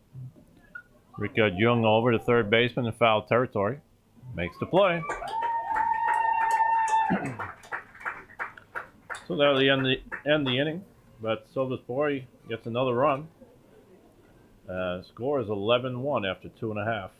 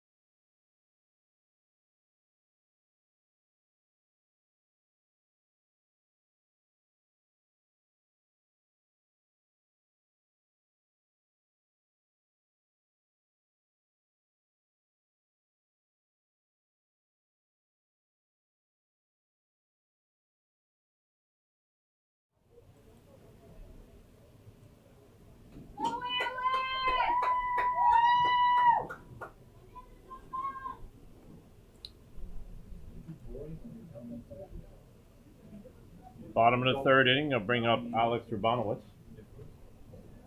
for Sundbyberg versus Joe Whitty. Joe Whitty has 43 pitches so far in the first 2 innings.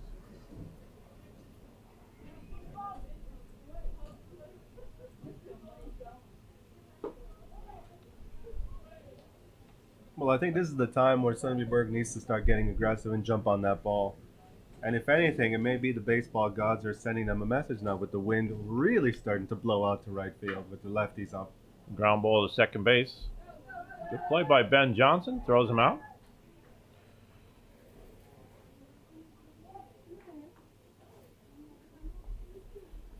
That'll bring up Niklas Melin. Flew out to left field his first time up.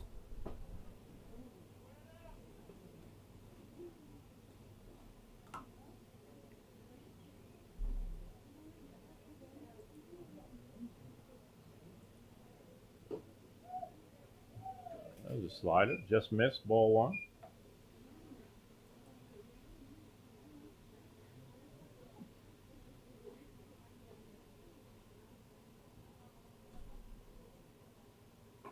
Outside, ball 2.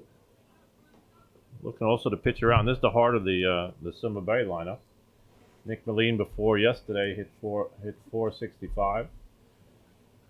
5 home runs this year and 31 RBIs in the regular season. There's a curveball for a strike. And you can see Sölvesborg has a little bit of a shift on for Niklas Melin right now. I think the Sölvesborg team has identified that Niklas Melin, he's a bit of a pull hitter. You know, the veteran really likes to just yank it out there into right field, and that's why you see the second baseman playing very much over to his left and the shortstop on the second base side of the second base bag. And one thing I don't like about the shift, you see the third baseman is, in my opinion, should move over a little bit more. The big hole out at shortstop, and Niklas, he can go the other way as well. And he walked him. So you got 1 out, 1 on with Jeff Pruitt coming up. Had a base hit. His first time up. And an RBI. Scoring the only run for Sundbyberg today.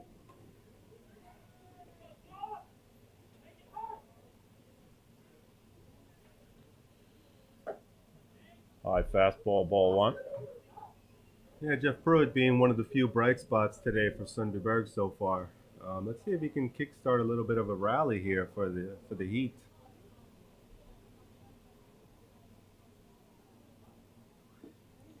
The off speed, good pitch. 1-1. So far, Joe Wittig's got his more effective with his off-speed pitches and his he's thrown that cutter a couple times to get guys. His fastball's been a little bit straight, even though he's throwing hard. He's missing the zone with it as well. There's a good fastball in the inside corner, strike two. That's where we got to put it. You can't just put it right out over the plate. And he's got enough. He can put something on it as well, so he can juice it up a little bit. And that time, right on the inside corner, fouled off. 1-2.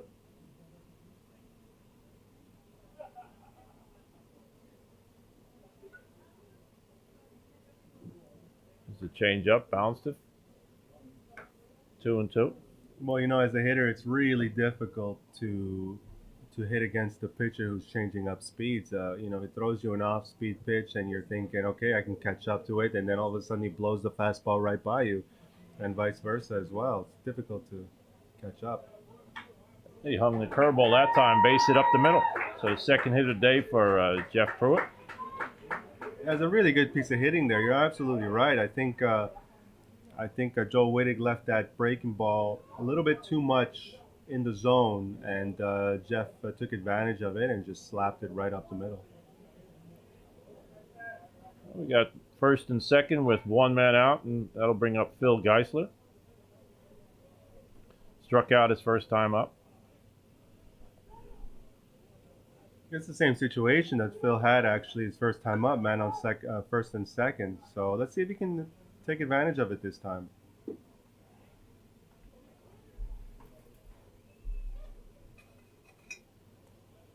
Phil was 1 for 3 yesterday, so I'm making 1 for 4 so far in the series.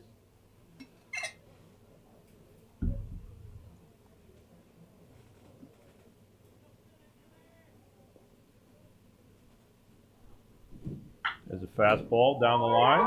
Fair ball down the right field line. A long throw.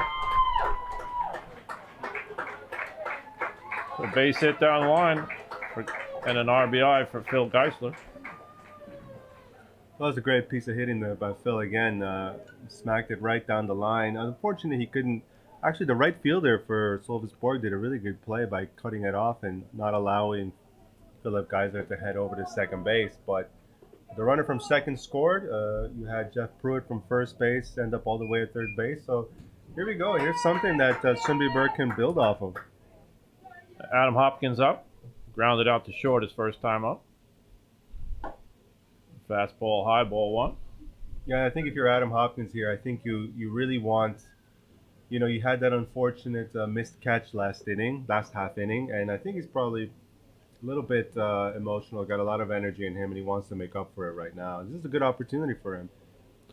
A situation where you just want to put the ball in play, a ground ball will get the run in if they break up the double play here. Adam's got pretty good speed out of the box. Fastball, fly ball to center field. Joel Johnson's got to go back. That'll get the run in. Sack fly. That's a good at bat there for Adam Hopkins. I think he'll be happy with that one. Hit the ball hard enough to deep center field. You knew that the center fielder was going to be able to make a play, but definitely not going to be able to do anything about the runner, Jeff Pruitt, from third base. So Sundbyberg scores their third run of the day. And this is how you do it. You just slowly start chipping away. You got 2 runs this inning, possibly more. Sundbyberg has to keep it going, but you're slowly coming back 11-3. And you want to get a run or 2, so you keep that game. You don't have the mercy rule coming to effect later on. There's a curveball, bounce it, ball one. Yeah, you're absolutely right. In order for the mercy rule to be in effect, you have to be up by 10 runs in the 7th inning, or at the end of the 7th inning. And at the moment, if Sundbyberg continues to play this way, well, we're going to play a full game. Foul ball. That's a good fastball in the inside corner.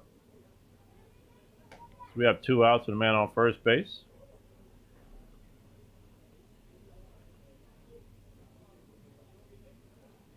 You know, Ricard had a really nice hit there his last at bat, just an inside out swing and put it right where the shortstop wasn't. So let's see if he can do something similar here. Just keep it going for Sundbyberg. There it is again, same spot. Good play by Daniel Johnson. Yeah, you're absolutely right. It was exactly the same spot. Just didn't get the same amount of power on it, allowing the shortstop to make a great play. In the bottom of the third, Sundbyberg gets 2 runs. So we've played 3 full innings, and it's 11-3 for Sölvesborg.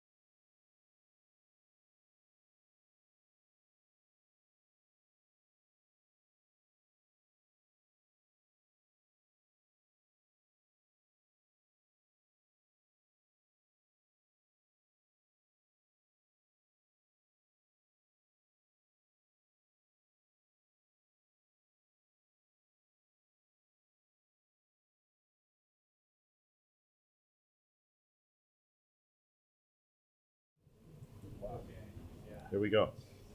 And we're back. Top of the 4th inning. We'll bring up John Michael Johnson for Sölvesborg against Zach Rabanowitz, pitching for Sundbyberg. Came in last inning.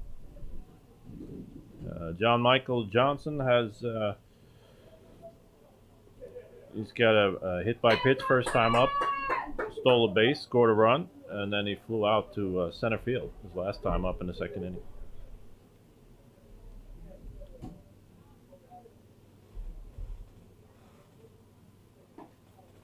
The fastball, strike 1.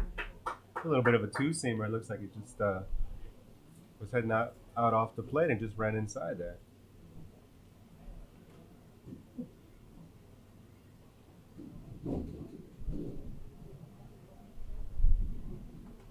I think if you're Sundbyberg here, you really want to try and put up a 0 on the board. Oh, very important right here to, if anything else, for the confidence going further in the game. You score a few runs coming back. You got to get a shutdown inning, get a few more runs. Just keep fighting back each inning. And that's it. I think if you want your lineup to continue to chip away slowly without necessarily having to have a big inning, you need to put some zeros defensively. You need to stop Sölvesborg from scoring here.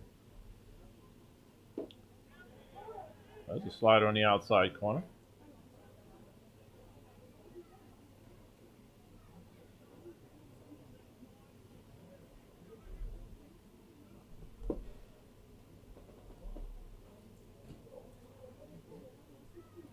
Same pitch.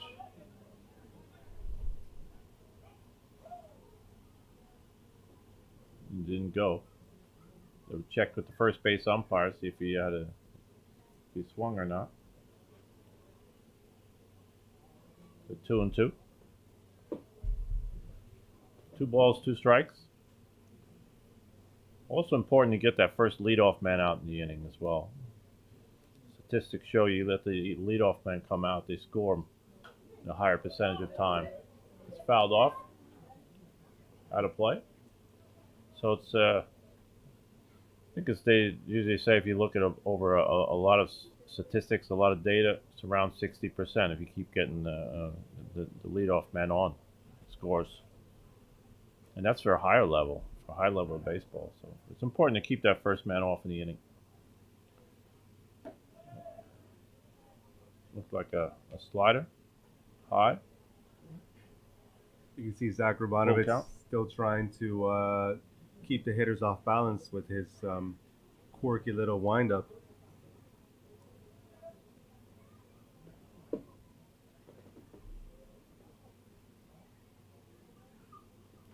Outside, ball 4.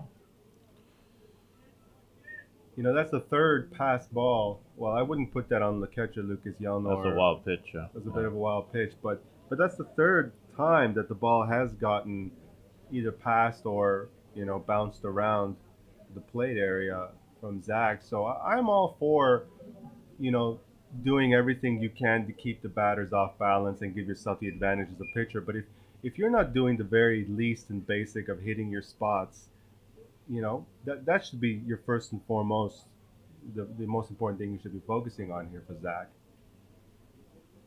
There's a fastball, strike 1. This is Jonathan Norberg, number 8 hitter in the lineup. He's done a good job. Had a base hit and had an RBI in the first inning and flew out to center field in second. And it's the bottom of the order here, right? So you want to get ahead. You want to work ahead of hitters. John Michael's got some speed over at first base. Outside, ball 1. Looks like a slider on the outside. Might just want to try to spot fastballs and challenge these bottom of the order. We'll see what happens.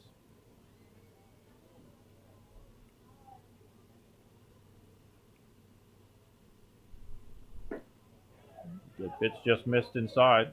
2-1. I like that pitch though. We went after him a little bit with a fastball, not trying to mix things up. Could have been a cutter or something like that, but it looked had a little bit of movement on it. Could, like you said, been a 2-seamer. But just missed a spot.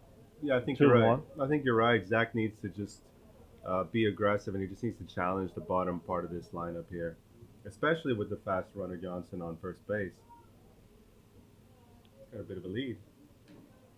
Foul ball. Good at bat for you, Jonathan Norberg, keeping it alive.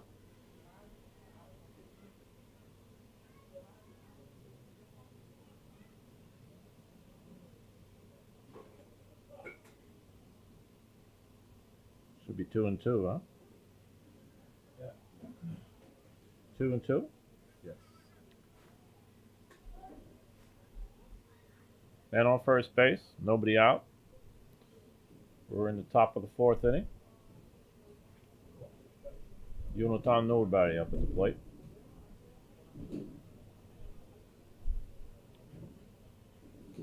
As the runner goes, curveball, strike. He's safe. He struck him out on a curveball. Good pitch. That was a really good pitch, actually. I think he caught the batter off guard there, and it looked like Sölvesborg called for the hit and run, but I think that also that breaking ball allowed the runner Johnson to reach second base just ahead of the throw. Boy, that was also almost going to be a bang play for Sundbyberg there. Just missed him out. Here's Clement Esteban. He walked, had a base hit to center field, or to center field was, and he had an RBI that last time up. Off-speed pitch outside, ball 1. Again, you got the 9-hitter up here. Might want to challenge him a little bit more. You got Joel Johnson on deck.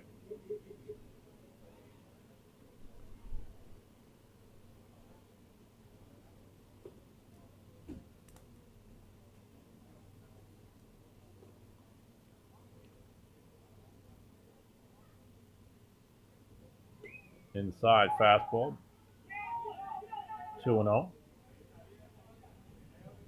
was a good job there by the catcher Lucas Yelnor to block that ball a little bit and just get on top of it quickly to prevent the runner from going to third. See, that's been a big factor both yesterday and today, where just giving up bases like that, putting runners in scoring position, and this chance, less than 2 outs, getting guys going over to third base also. Very important plays. Outside 3-0. Trying to be a little too fine here against Signor Clem. Signor Clem Esteban for the from France. French national left fielder for Sölvesborg.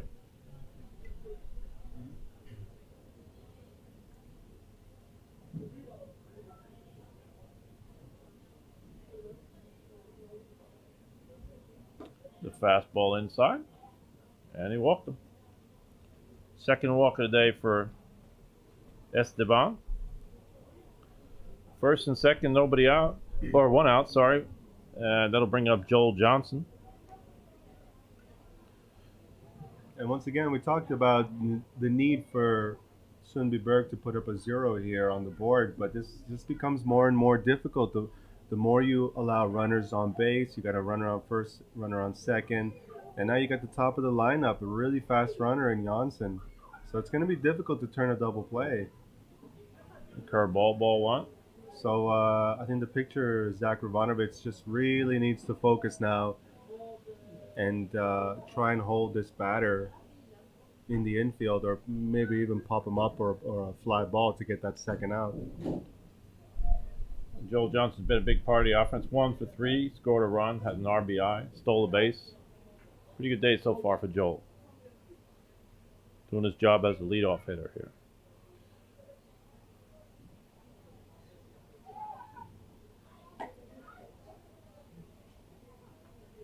There's the ball. We saw that Alex Rabanowitz jumped in, wanted to have a little pickoff play, and his brother Zach turned and threw home.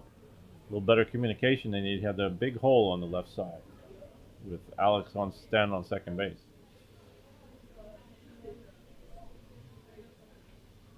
Give him a better look this time, man. Fastball out to right center. That'll bounce in. But that'll keep all the runners. It looked like it might have been caught, so tough. Long base hit, you say. It was a long base hit. It was a really good base hit, actually. Once again, you see a little bit of an inside-outside swing there by Johnson just to get that single. And I think the runners actually held up a little bit just to make sure that it was going to drop on the ground. You just never know with this outfield. Sometimes Sundbyberg has some really fast outfielders, but with the ground being so wet, it's difficult. You need to be very careful. And when you're up 11-3, let's face it, Sölvesborg doesn't want to take any chances. It's difficult. You know, bases loaded now with 1 out. This is where they want to be. Another good play by Lucas Yelnam, keeping the ball in front. We got bases loaded. See how they're going to play. They have 1 out, so it's like they're playing corners in, first base and third base in, to make that play at home if they have to, if it's hit right at them. And the shortstop, second baseman playing a little in double play depth, which is so they can turn the double play and end the inning. This is Ben Johnson, second baseman up. High fastball, gets another wild pitch. The runner's in. Well, that is pass ball, or rather wild pitch number 4 for Zach Ravanovich. And it's really unfortunate. He's throwing the ball, whenever he's hitting his spots, he's throwing the ball well. But when he's not, you see what just happened. Another pass ball, and, well, Sölvesborg scores their 12th run of the game. Ben Johnson having a pretty good day. 2 hits and a sack fly. 2 RBIs. And that takes away the chance for the double play here as well. So now we got second and third. The infield has to come corners in again.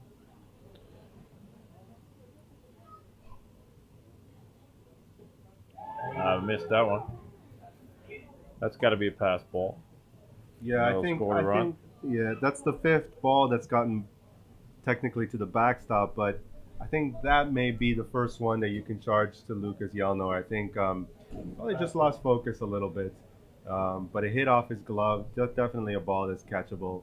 And now you got the second run of the inning. It's now 13-3 for Sölvesborg with a runner on third. Still just 1 out. And that's the difficult part about baseball. Ben Johnson here, a good hitter, done a lot, but hasn't had to do anything to have 2 runs score. Yeah, yeah. Now they walked them. So we have first and third. Still only 1 out. Bring up Joe Wittig. Hit by pitch, walked, scored a run, struck out his last time up. It's interesting how the Sölvesborg hitters, it just seems like they're doing everything right today. It's just one of those days, I suppose.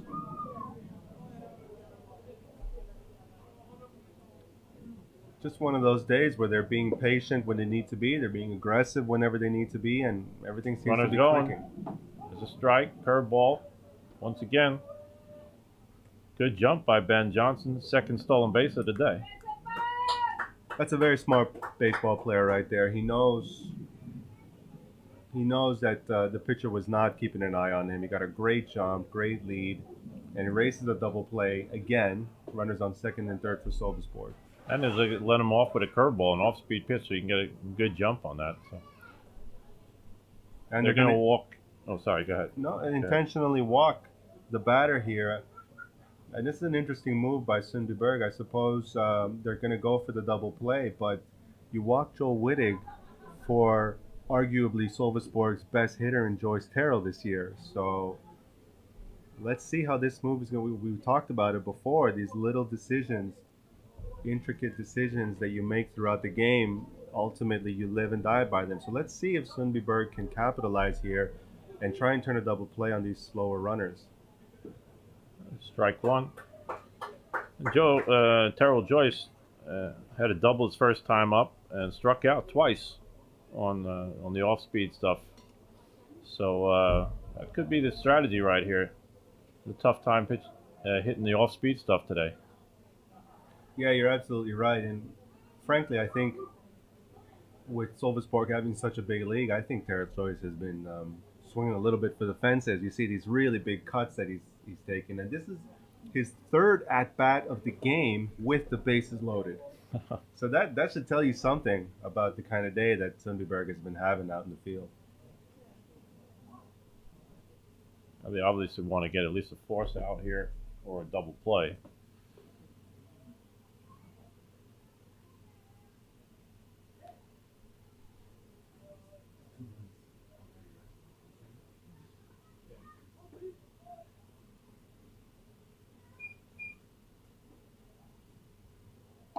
There's a slider outside. 1-1. So you see the score is 13-3. We're already in the mercy rule territory for the 7th inning, but let's remind the viewers that the mercy rule could be called in the 5th inning. Another off-speed pitch, bounced it. If one of the teams has a 15-run differential, if they're winning by 15 runs, the game could be called after 5. And well, we got to wait and see what happens here, but we could be approaching that territory, Jim. Yeah, I mean, they're trying to, the Sundbyberg offense is trying to come back, but they have to hold them down, have to get a 0 in the top half of the inning. Inside fastball, walked him, so that'll bring in a run.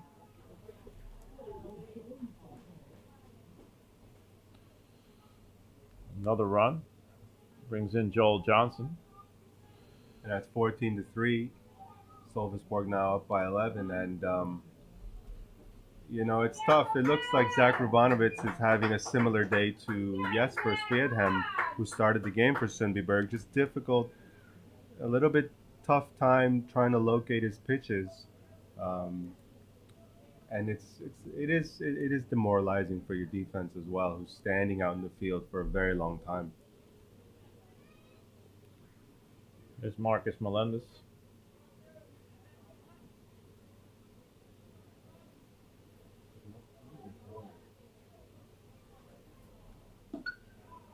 One for 3 today, scored a run. And it doesn't look like Sundbyberg has anyone throwing in the bullpen, so this is it. They've, you know, the ball is in Zach Rubanovitz's hands, and he's going to have to just clean up this mess here. There's still only 1 out in the inning. High fastball.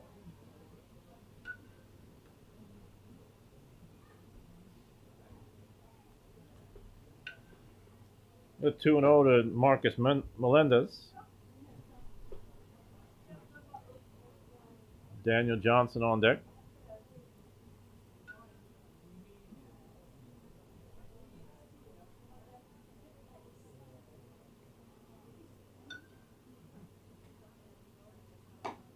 Fastball outside, 3-0.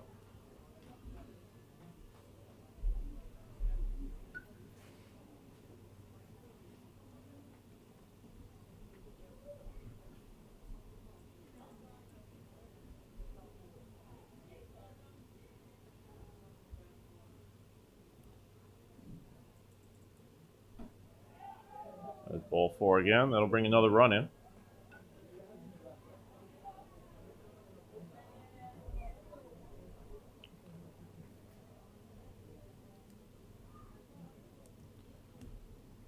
And now you see the Sundbyberg pitching coach approaching the mound to speak with his pitcher. Actually, not to He's gonna speak make a with change. They will make a change. Yeah, he hands the ball over. Looks like we'll see who's coming in.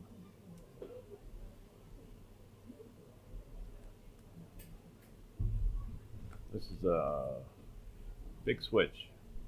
Yeah, it looks like it will be quite a big defensive changes here. Looks like they're bringing in Moline from first base, I would think, and they put Leo Beckstrom out at first. So it might have been that. It could be Moline coming in from first. We'll see what they do here. There's a lot of people going on and off the field here, so we'll figure it out. Let you know as soon as we know. Junior Victor Wahlberg went out to second base. So we'll see where he fits into the lineup here. Another junior, so it'll be the third junior today on the spot in the game. Yeah, and a really good, and actually the youngest junior on the field. Victor Wahlberg is only 15 years old, so he is one heck of a talent. He has aspirations as well to hopefully maybe play college ball in the U.S. He's playing this year. Has played games. He will play in the playoffs with the U15, hopefully the championship game as well, and with the junior team. And now playing with the elite team, I mean, it really shows you how good this kid really is. He's got a lot of baseball left here in September with the junior championships and the U15 championships coming up in a couple weeks. Looks like Nick Moline is coming in to pitch. Leo.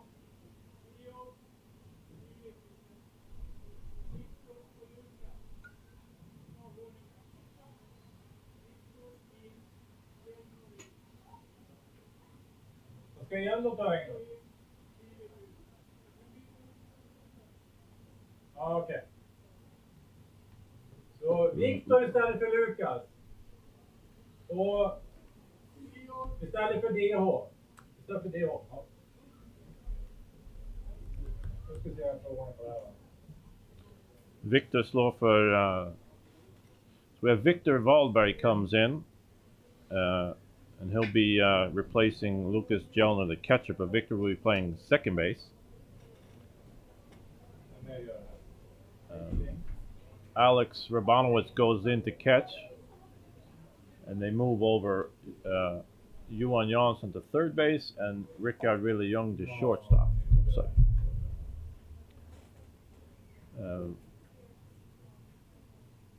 and that will bring in Leo Beckstrom comes in for the DH. Philip Geisler will be out.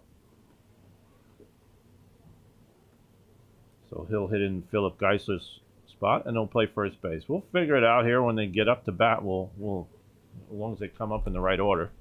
A lot of moving around just to save some arms, save some people.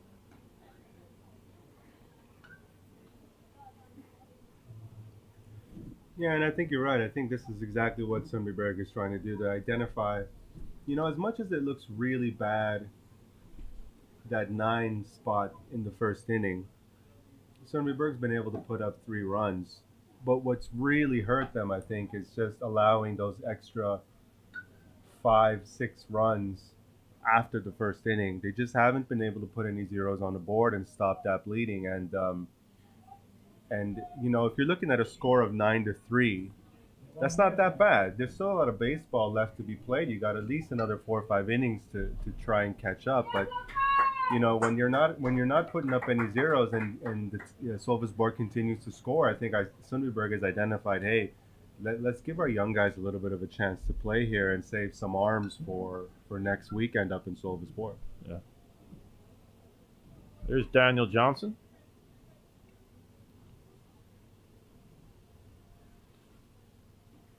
Big curveball by Nick. Strike one on the outside corner.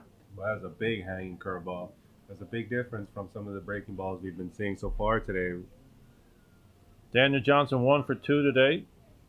2 RBIs, 2 stolen bases. Pretty good day. So he got a base hit, walked, and popped out to third base.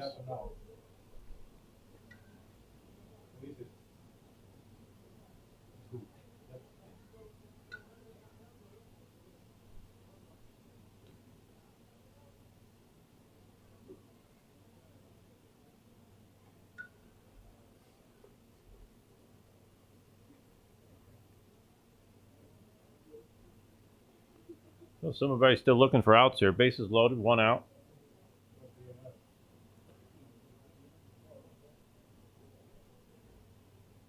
Big curveball outside.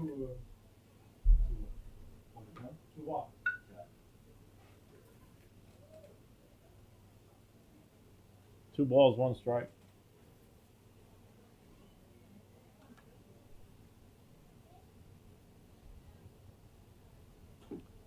There's a fastball strike. Tough for Niklas coming right in from first base here to get, you want to get a chance to warm up a little bit more usually. The fastball, fly ball to center field. Jeff Pruitt under it. He'll make the play and return it into third base. There's another RBI for Daniel Johnson. 2 outs. That'll bring up John Michael Johnson. Got a hit by pitch, walked, flew out to center field. 2 stolen bases today, scored twice.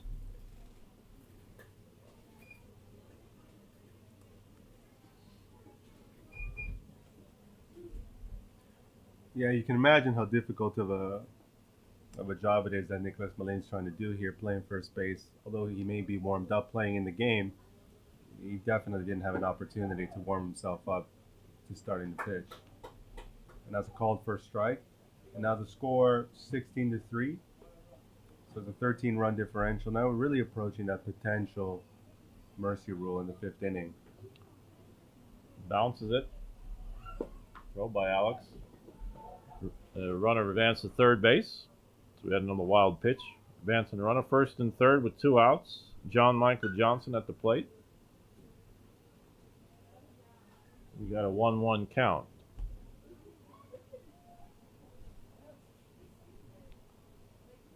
See, straight up, Niklas trying to throw a lot of curveballs to start out. It's just difficult to do coming straight in from first base. You should just try to look to throw some strikes. Yeah, letting the guys use the bat, get another out, get your team in off the field. Important right here.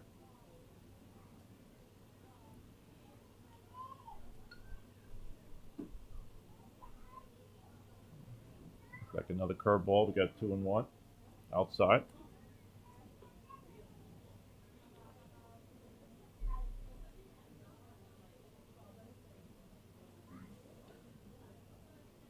Runner's going.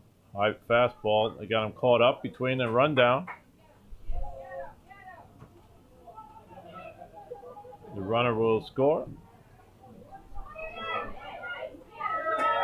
And they make the tag to get him out. But the run scores.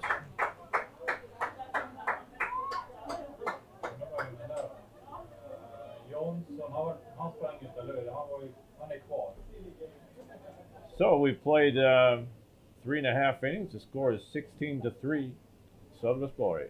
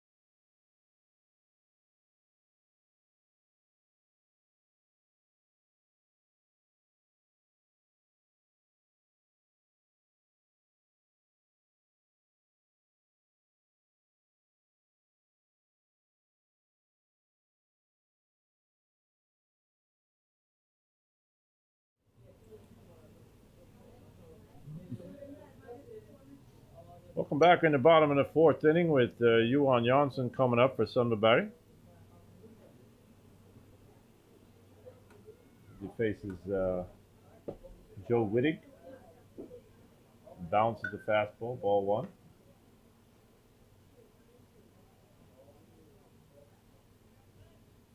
Joe Wittig has 63 pitches coming into the inning. Ball two.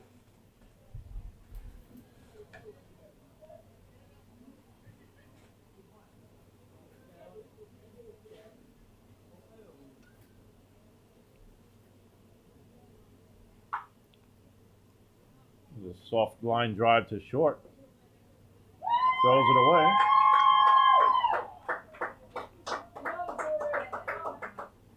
Daniel Johnson made a good play, but didn't have much on the throw since he backed up, got the short hop. So we have an error on the shortstop, and the advances to second base on the wild throw. That'll bring up Victor Wahlberg, who came into play second base last inning. Yeah, it was a similar play to yesterday, actually, from the shortstop Johnson, where he makes a really good play, fielding play, but just the throw, unfortunately, gets away from him and difficult for the first baseman to make a play. Like I said, Victor's got most of his at-bats with the juniors, but he's had 6 at-bats for somebody this year and 1 hit. Filling in as a utility player in the infield. Yeah, it's really good to see the young Sundbyberg players getting an opportunity just to have a little bit of a taste and feel of a game here with the elite team. A great experience facing a pitcher like this as well. Fooled him a little bit on the slider. Really good experience, especially if you're a young kid who just lives and breathes baseball, and you have ambitions to play college in the U.S. And he's been to a few tournaments already, younger tournaments around Europe, and he's, European baseball people know him really well. He's a very good young prospect. Fouls it off. Good swing.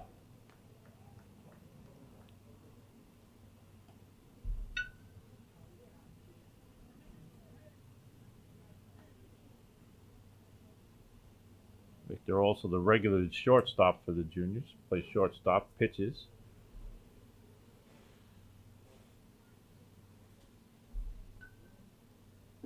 There's a good curveball on the outside corner. Got him looking. It's a very good pitch there from the pitcher, the Sölvesborg pitcher. Unfortunately, the Victor Wahlberg, still a little bit young. Hasn't seen pitches that move that much, I think, in his career, and just got fooled a little bit there. I'll bring up Victor Kroneld. He walked and struck out today.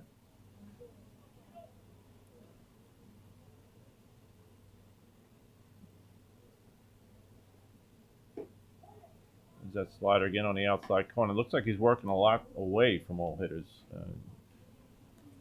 That's right. I think Joel Wittig, it looks like as if he's found a little bit of a groove here with his breaking pitches. And that's a dangerous thing for the Sundbyberg hitters. The fastball, inside corner, strike. Strike. 0-2. Yeah.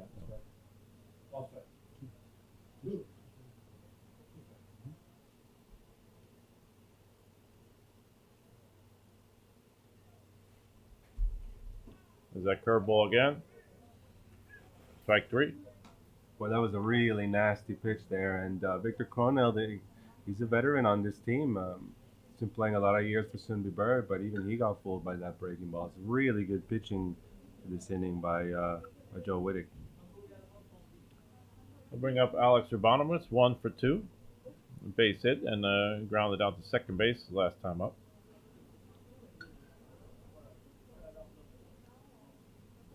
Alex moved over to play to catch last inning, so he's when they made the switch to pitching change. Foul ball, strike 1.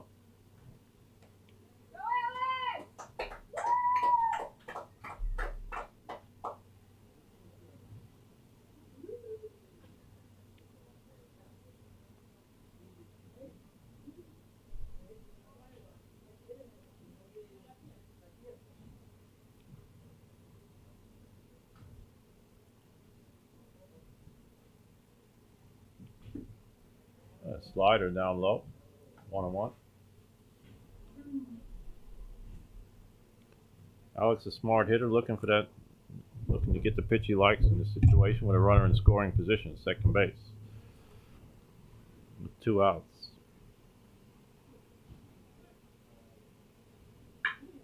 Base hit. It's a clutch hit right there. That'll bring Johan Jansson in to score. Yeah, that is a good, some good clutch hitting there by Alex Urbanowitz, and but you really saw the ball die out there in the outfield just from all that wet grass. I think otherwise he probably could have gotten it closer to the wall and maybe pulled off a double, but yeah, unfortunately, it died as soon as it bounced on the grass. And it holds Alex to a single, but he gets the RBI, and this is exactly what you want if you're Sundbyberg. Got to come back one at a time. We'll make a correction. The score is 17 to 3 now, to 4 now, Vita. 17 to 4. With that run, in the last half of the inning, the run came in on the rundown. The runner came in from third base, so we missed that. This is Nicholas Malin up now. 2 outs, man on first base.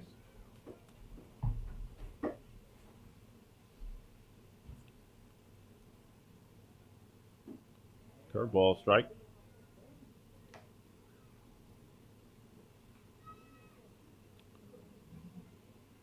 Nicholas walked and flew out.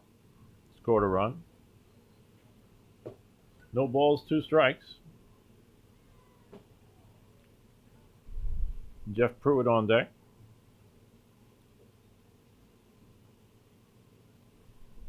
The fastball fouls it off. He challenged him with the fastball 0-2. Smart. He's been using a lot of curveballs, a lot of sliders, and comes back with a challenge fastball. Pretty good pitch. And it just shows you how confident Joe Wigg is right now. And it could be a bit of a setup pitch now for a breaking ball. Comes back, looks like a changeup, bounced it, 2-2, or 1-2, 1-2.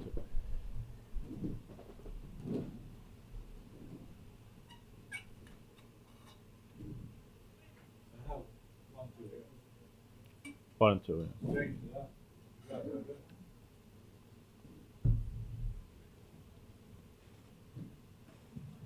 The ball gets by Marcus Melendez.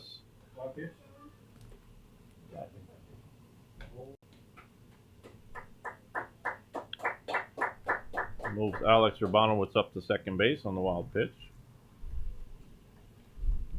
Once again, runners in scoring position. Nicholas Malin up. We got 2-2 count.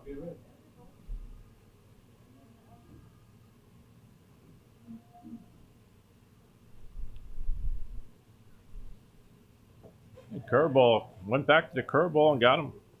Struck him out. Sundbyberg does get a run here in the bottom of the fourth, making the score 17-4 after 4 full innings. We'll be showing our Swish number again. If you enjoy the broadcast, please donate to Sundbyberg Heat Baseball.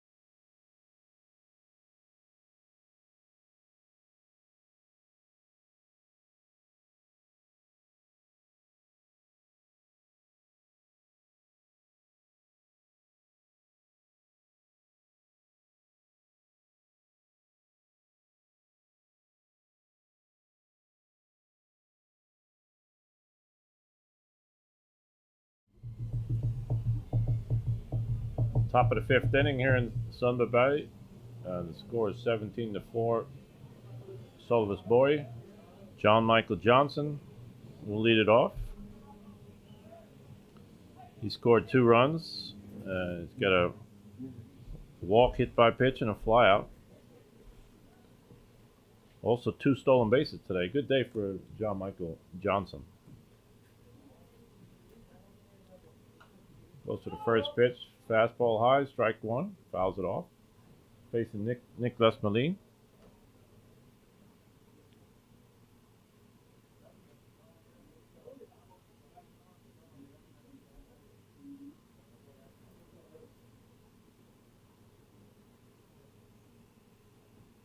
Off-speed pitch outside. Like you said before, Roberto, we had somebody needs to get a 0 for this inning. Sölvesborg has scored every inning so far and try to chip away 1 run at a time when they come back in. Stay away from the mercy rule as well. Yeah, that's absolutely right. We're 2 runs away from the mercy rule right now. The base hit up the middle. Good diving play by Rickard Jung, but he missed it. Good at bat for John Michael.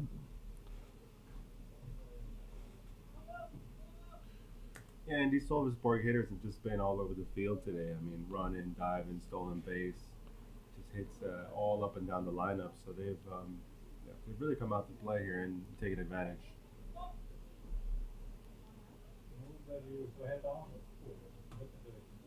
We have a pinch hitter coming in.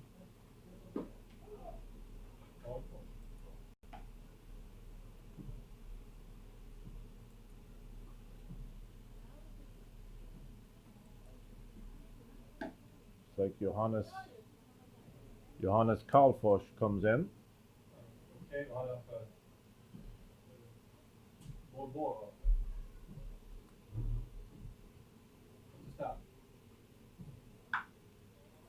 The base hit on the right side.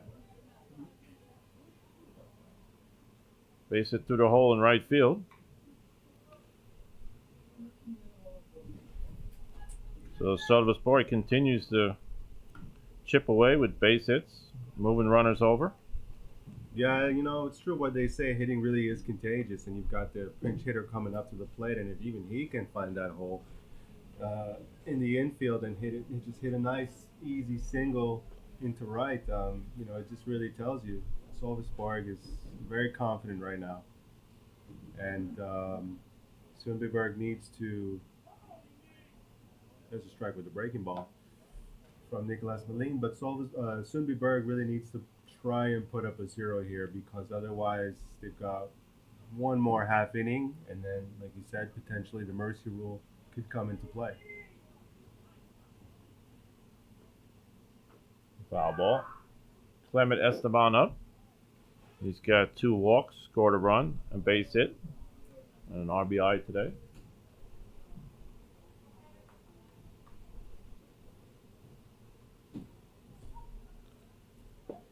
Once again, nobody out. First and second. 2 strikes to the batter. Oh, inside fastball. I like to see him coming with a little more fastballs and challenge the hitter, especially down the bottom of the lineup.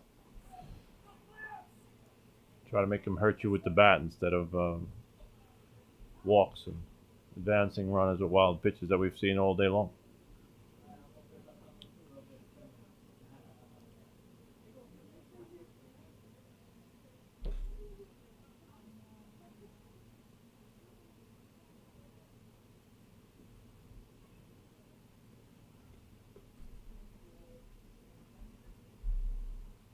The curveball fouled it off. He's giving him a little battle. 1-2. Yeah, but you're right, Jim. I mean, it just, I'm sure the catcher and Nicholas Malin have a sort of strategy in mind already, and they seem to be in sync, but it seemed as if Clement was just not able to catch up to the fastball, and yet he continues to throw the breaking balls. Good play by Victor Waldberg, second baseman. Get the force out of second base. That's very good play by the young second baseman to at least get the force out at second. Not able to get the runner at first, a little bit too fast, Clement, but got runners on the corners now with one out. Top of the order, first and third. We'll bring up Joel Johnson. Good day today with 2 for 4, scored 2 runs, 1 RBI, had a stolen base. So he's been the perfect leadoff hitter for the Sölvesborg. Yeah, he's been the catalyst of their offense, just getting it started right off the bat in the first inning.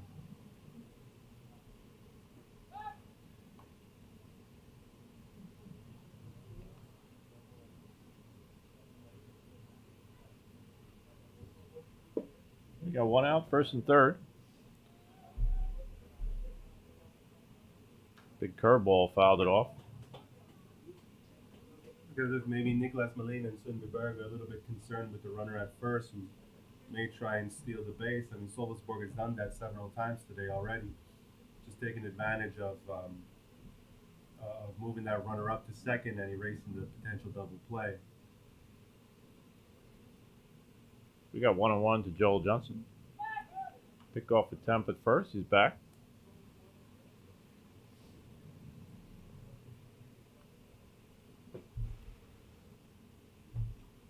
The last time we had 2 outs with the first and third situation, that's when they had the run down and scored from third base. Now with 1 out, you don't want to do that. You want to play it straight up. There's a curveball, outside corner, you strike. 1-2. Good pitch.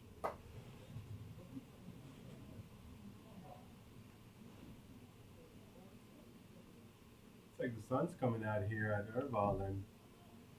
It'll be a little bit difficult for some of the fielders to keep their eye on that ball up in the sky. We've always seen that today. It's a gray sky and now the sun's coming out. So we've already seen a couple mishaps in the outfield. That's true. Cloudy as it may be, big difference from yesterday's game. But it's good to see that they've been able to play just a full, unhindered game today. Yeah. Once again, Nicolas nibbling on the outside corner. Go 2-2 to Joel Johnson. No, 1-2. Or 1-2. I've been my mistake. No.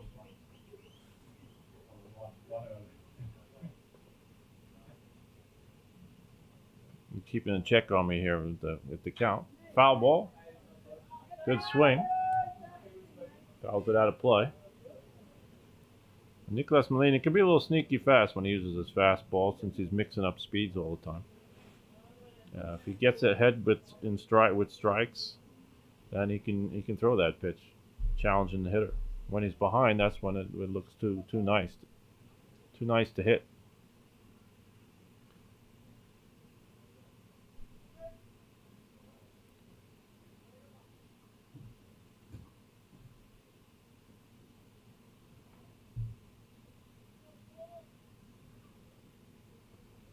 One ball, 2 strikes, 1 out. And on first and third for Sölvesborg. 17-4 is the score. He bounced the changeup. Pick off attempt out after the pitch. His runner is back. Well, you got to be careful if you're the runner because Alex Urbanovich has a really good arm. It doesn't take long for him to get that ball over to first base, so you got to get back very quickly.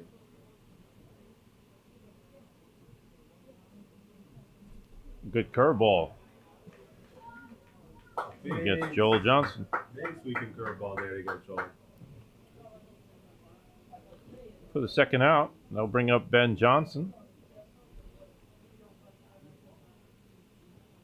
Having a good day, 2 for 2. He scored 3 runs, 2 RBIs. He's got 2 stolen bases as well. So the Johnson brothers are putting on a show today. I'm sure Papa Johnson in the U.S. He's watching. He's really happy with the results so far.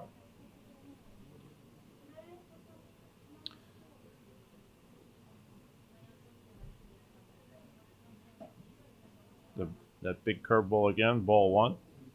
Now this is a situation where you have 2 outs, first and third. A closer game, you might want to do something, a double steal of some sort, but right now it's kind of little out of hand with the score. Fastball high, 2-0.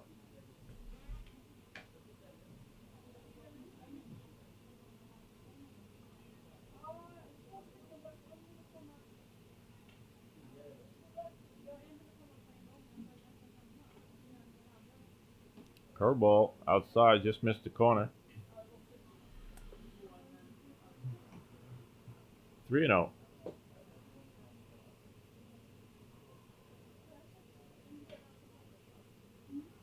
Am I right? 3-0 or 2-0?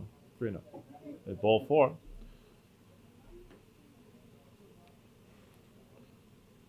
So Ben Johnson's on again for the third time. Second walk. We have the bases loaded.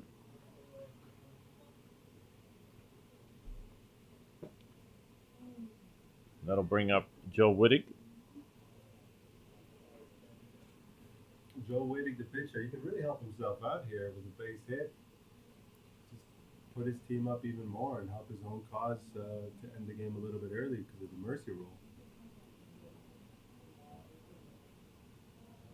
Kind of taking the bat out of his hand, Joe Wittig. He had the intentional walk, he had a hit by pitch and a walk.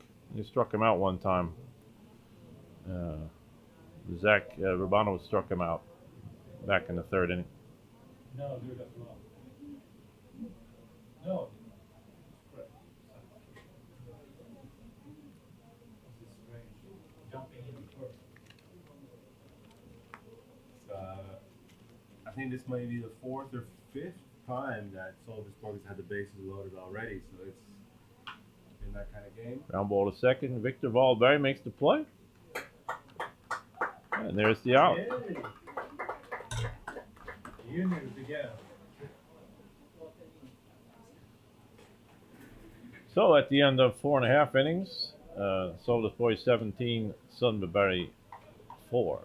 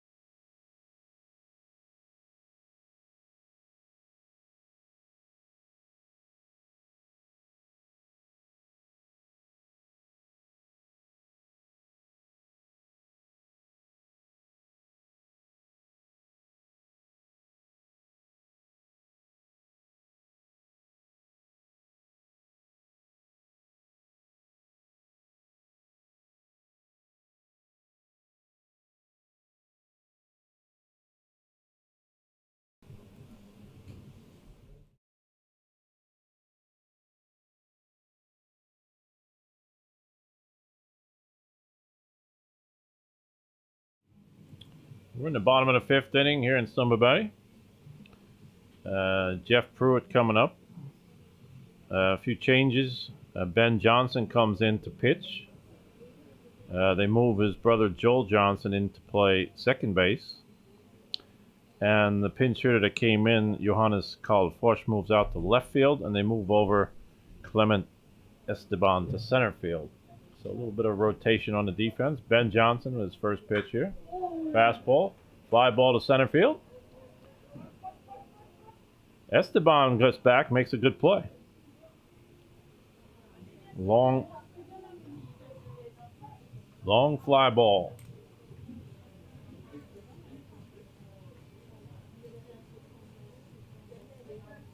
I'll bring up Leo Beckstrom for the first time.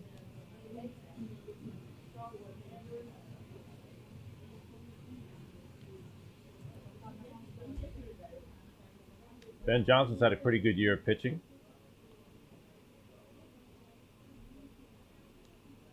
Thrown 33 and 2/3 innings before today, at a 1.34 ERA. Earned run average, that is, with 41 strikeouts.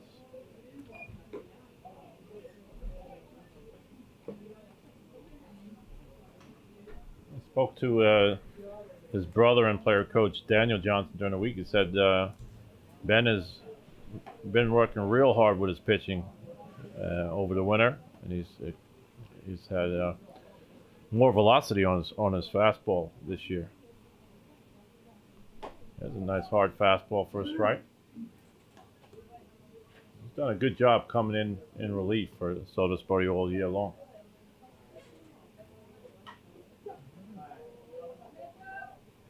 Slowed it up with a bit of a changeup, fouled it off. Got 1 and 2 to Leo Beckstrom.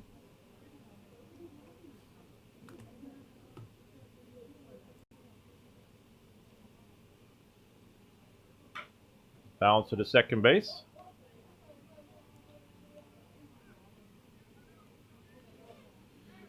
Does he play for Joel Johnson, his first play over at second base? He's been in center field before this. That'll bring up Adam Hopkins. He's 0 for 1 with a sac fly and an RBI in the third inning. Grounded out to short and flew out to center field with the sac fly.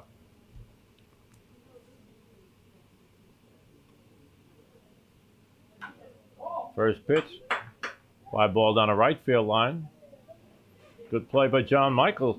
And we get a 1-2-3 inning for Ben Johnson in the bottom of the fifth.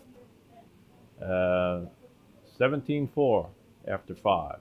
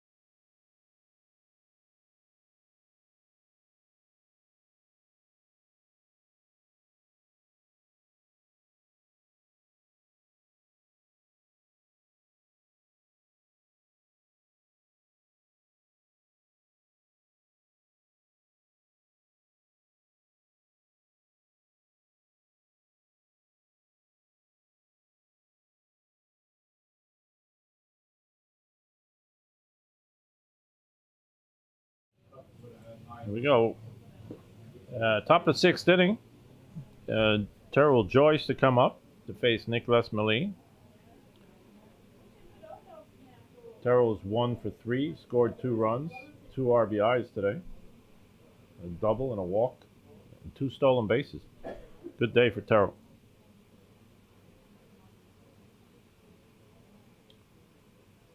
Ball 1. Looks like we're getting some dark clouds coming in again. Something about this 6th inning. We had the same thing yesterday. Yeah, you're right, Jim. This is exactly when the rain started yesterday.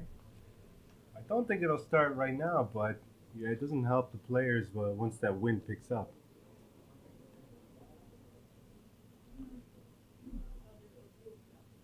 High bending curveball for a strike. 1-1. Might be a little bit confused if you're looking at the scoreboard. 17-4, but Sölvesborg only has 9 registered hits. And it tells you really just the kind of day that the Sundbyberg pitchers have had. There's a long shot out in the gap in right center. Off the wall. Victor Kruna gets it right back in, but a big double for Terrell Joyce. Well, that's the kind of power that he has. You mentioned earlier in the game he had 30 home runs the other year in the Czech Republic. And here he just takes a ball to the opposite field and he hits the wall. That's some big time power. He's got a lot of power. Here's Marcus Melendez. 1 for 3, 2 RBIs today. Scored a run. Also has a stolen base. Bounces the first pitch, a curveball. Alex Urbanowicz had to go chase it. Moved the runner up to third base on the wild pitch.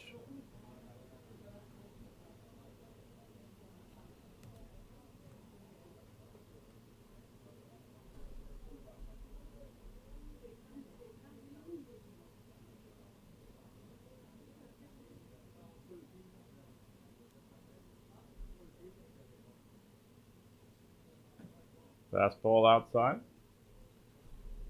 2-0. Looks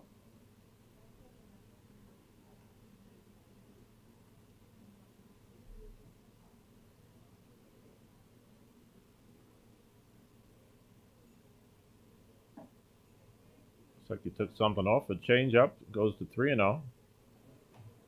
Niklas not very happy with that call. No, I think he's trying to have a conversation with the umpire, wondering where exactly the strike zone is. It gets a little frustrating when you're down by so many runs as well. There's a fastball inside, swinging at 3-0, which is, I think it's all right when, you know, up by a lot of runs, but still, stay aggressive, put the ball in play for Sölvesborg's part. You're going to get that fastball coming in as well. So the infield is back. Nobody out, man on third base. 3-1. The fastball. Blooper out in the short right field. Tough play. He makes the catch. Well, that was a heck of a catch by the youngster Victor Wahlberg at second base. And had a little bit of a diving, jumping catch there. It's a highlight film right there. It was, yeah. There was nobody out there. You see Victor Kroner was playing very deep. And the other thing is not that Terrell Joyce at third base, he was halfway. He could have tagged up. But at the same time, you know, they're up by a lot of runs. And I know Terrell hurt his leg yesterday, so he's kind of happy just to take a breather over there. I'll bring up Daniel Johnson.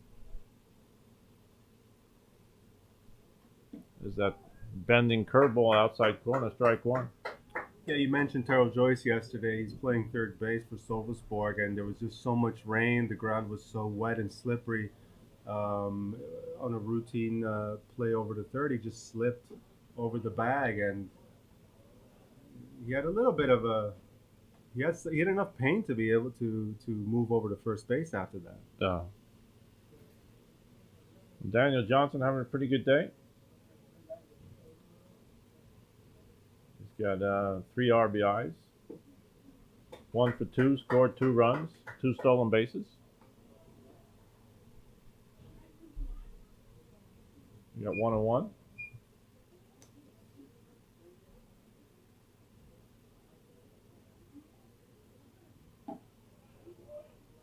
that off-speed pitch. It's almost the same spot when Nick was complaining last time. Yeah. A little too high, probably. Bounces that one.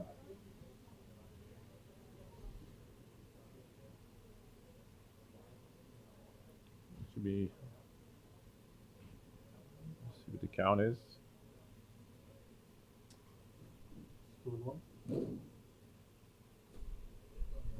2-2. 2-2. Or full count. Full count we have.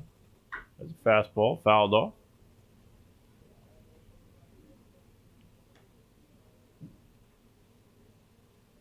And Daniel's got to be happy with his own performance today. We talked yesterday about being tough to be a player coach, thinking of playing and coaching and making moves at the same time. He's done a good job, and his players around him have done a great job today.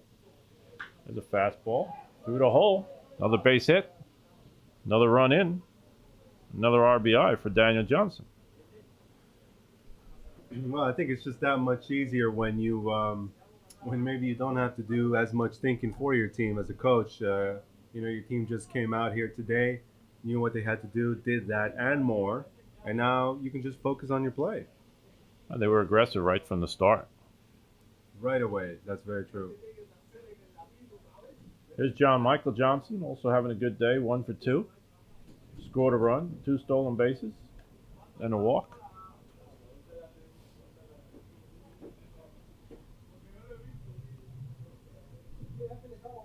Also played some nice defense in the outfield today. There's a strike. We're 1-1.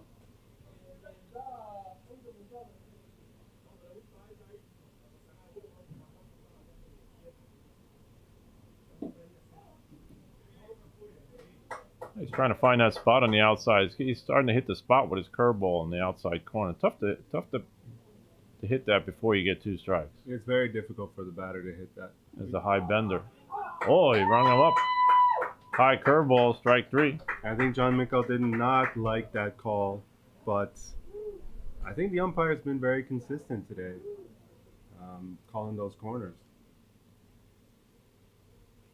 Nicholas got 2. He's got the one that bends on the outside corner and a high bender. This is Johannes Karlfors. Pinched hit back in the 5th inning and jumped on the pitch and just base hit to right field. A lot of confidence. Hitting .212 for the season.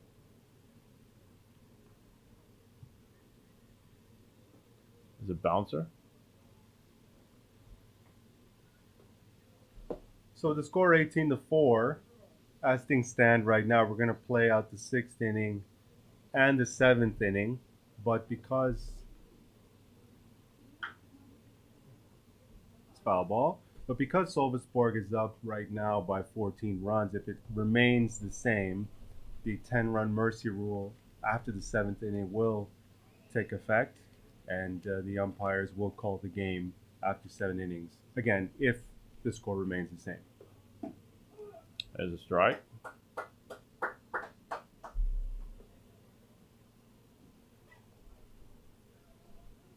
We got 2-2.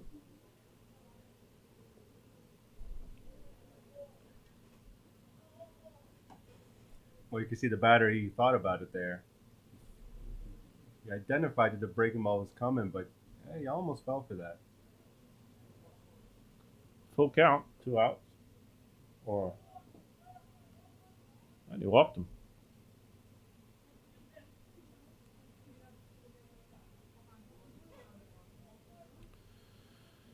So we have 2 outs. That'll bring up Clement Esteban. Signor Clem made a good play in the outfield last inning, running down Jeff Pruitt's fly ball.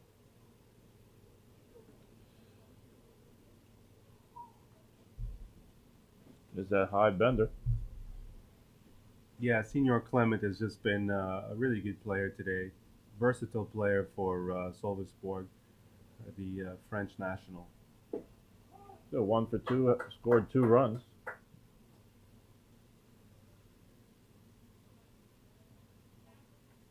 has an RBI as well.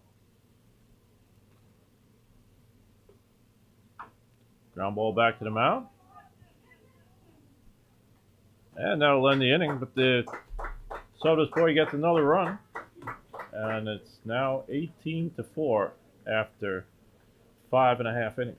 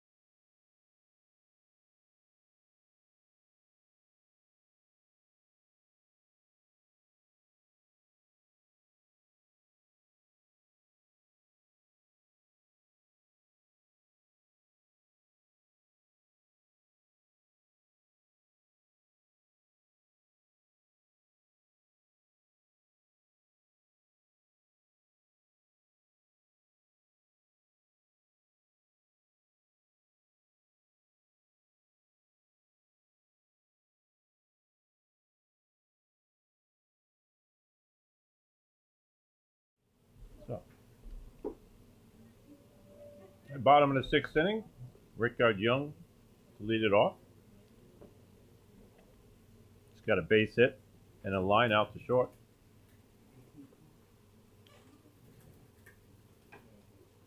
Ground ball back to the mound, and Ben Johnson makes the play. 14. No, 1-3. 1-3.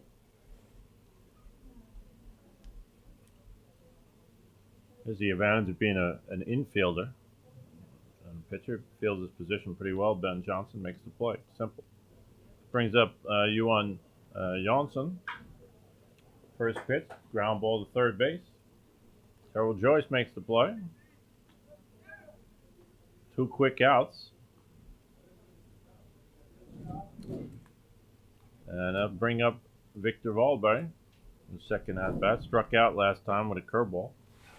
This is also a good learning situation. You had 2 quick outs. You're down by a whole bunch of runs. Let's see how the junior handles it. If he lets him throw a few pitches or not. And he does. Strike 1. Takes a strike. Smart hitter. I'll have to tell him that in practice this week with the juniors. He's a very smart hitter.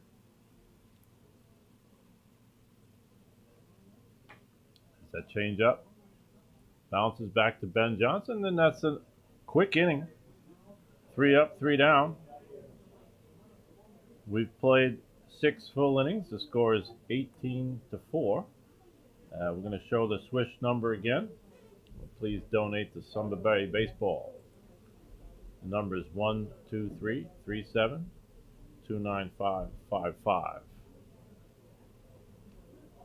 Sundbyberg Heat Baseball.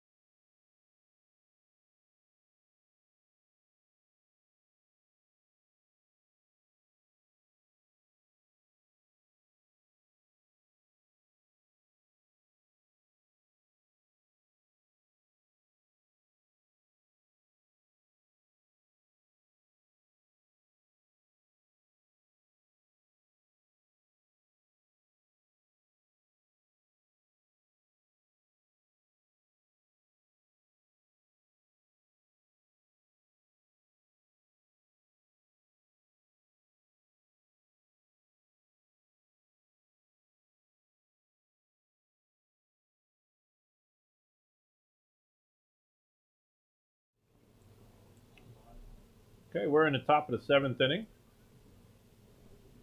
And Joel Johnson, top of the line, top of the order, to lead it off. Has some pitching change. Johan Shellstrom coming in to pitch. And he will hit in Johan Jansson's spot. Starts off with a strike. Leo Bexer moves over to third base. And Per Lindgren comes in to play first base. There's a base hit to left field.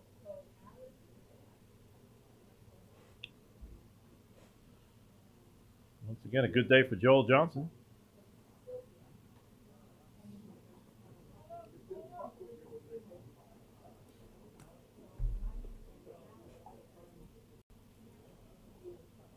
Oh, now in the 7th inning, Jim, and like we said before, this may be the last inning that we actually play today, simply because the 10-run mercy rule could be in effect, depending on whether Sundbyberg can hold Sölvesborg to no more runs and then score another 5 runs at the bottom of this inning. Ben Johnson steps in, takes the ball. Good day for Ben Johnson, 2 for 2, 3 runs scored, 2 RBIs, 2 stolen bases, and he's also come in to pitch and done a pretty good job. Ground ball to short. Rickard Young to Victor Waldberg, and he beat it out. So be a force play. It was a really good play there by the shortstop Rickard Young. And you saw perhaps a little bit of the youth there from Victor Waldberg, the second baseman, just took that extra second to get it out of his glove, and well, it allowed the runner to beat out the throw in first base. I mean, here we're just sort of picking at the finer details here, because at the end of the day, you got a 15-year-old kid on the field, and that's saying something. I don't know any other 15-year-olds in Sweden that can be able to step on the field in this game, even with the score this out of hand. Oh, exactly.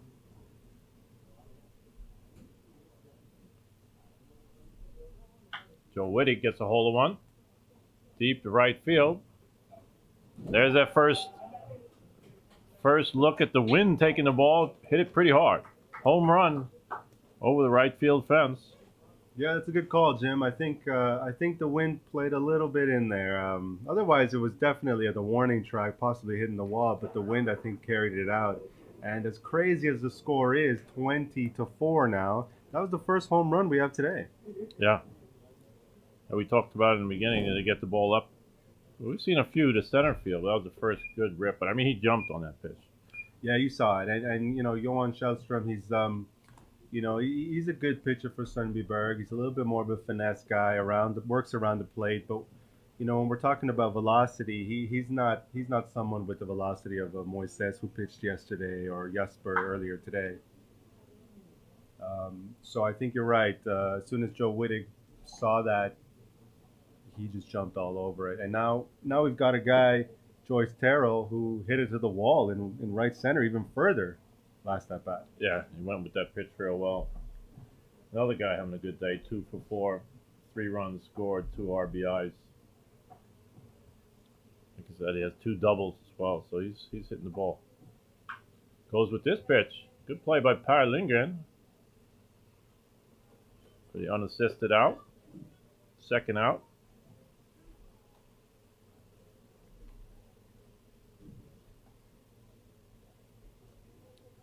So we have 2 outs. Mark Melendez coming up. Marcus Melendez. 1 for 4 today with 2 RBIs.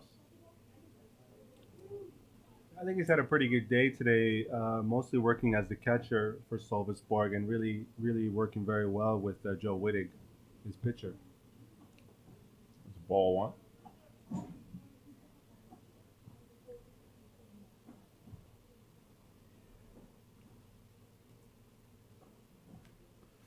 So I mean, it looks like this series is going to be pretty even. Next weekend is going to be very interesting to see how they do. We said from yesterday, from the top of the game, we talked about how even these teams are. Today was a little lopsided, but you can see what kind of a dangerous offense Sölvesborg has. A good lineup, good strong lineup. Yeah, a little lopsided is really a polite way to put it, Jim. I mean, the score is 20-4, but you're right that it's now, barring a something that I've never seen in baseball before, coming back down 16 runs. It's going to be a tied at 1-1 the series going into Sölvesborg, and that's a strike call for Johan Sjöström there. Um, playing three more games next weekend, possibly three more games. You kind of got to give them perhaps a little bit of a home advantage there to Sölvesborg. It's they got their fans out. That's a walk, by the way, for Sölvesborg. But you're playing at home if you're the Firehawks. You got your fans out there. It's difficult for Sundbyberg. It's a long way to get any fans, a good number of fans out there. So, do you give the advantage to Sölvesborg in the remainder of the series? Yeah, well, that's why they had a. There's a base hit again. Another base hit for Daniel Johnson. Good piece of hitting going with the pitch on the first pitch. Yeah, I mean they came in first place, so ended up getting the home field advantage for this series, and for them to come away from this weekend with a win is a plus. Sölvesborg, I mean, so now they go into their home field with the advantage. So you just have to win two more games down there, and it's a long trip, like you said. It's a tough ride down there. John Michael Johnson hits a blooper out into right field. That'll score another run, bring Marcus Melendez around, as well as Daniel Johnson. Two more runs come in. And a double for John Michael. 2 RBIs.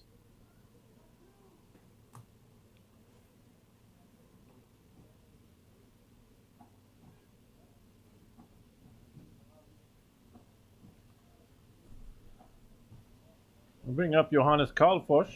Had a base hit and a walk. So he's done a good job since he came in the game. The bouncer. And normally you wouldn't want to advance too many bases now when you got a lot of runs, but that was kind of a given. And with 2 outs, probably wouldn't make much of a difference when you're up by so many runs. Kind of a unwritten rule. Oh, those unwritten rules of baseball. We saw one earlier this year with the San Diego Padres. Fernando Tatis Jr. Hitting that home run on a 3-0 pitch. Yeah. And the Texas Rangers not appreciating that. It's a ground ball to first base. Another good play by Per Lindgren. And that'll end the inning. Unassisted play. We'll continue on that story when we come back. The score is now 20-4. And we're in the bottom of the 7th inning.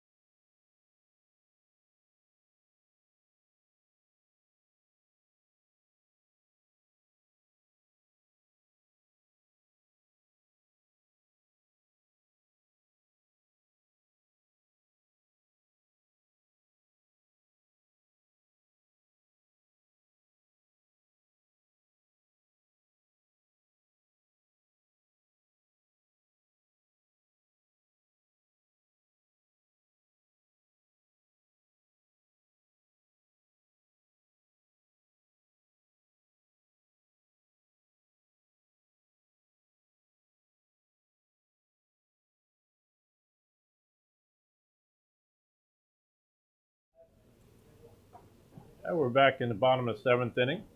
The score is, correction, 23-4.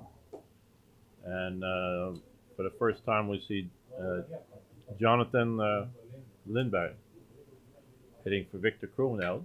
And he hits a line drive, soft line drive back to the mound.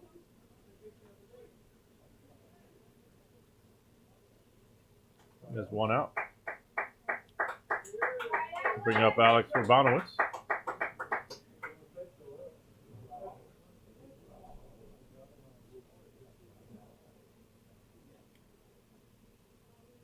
Two for three today with an RBI.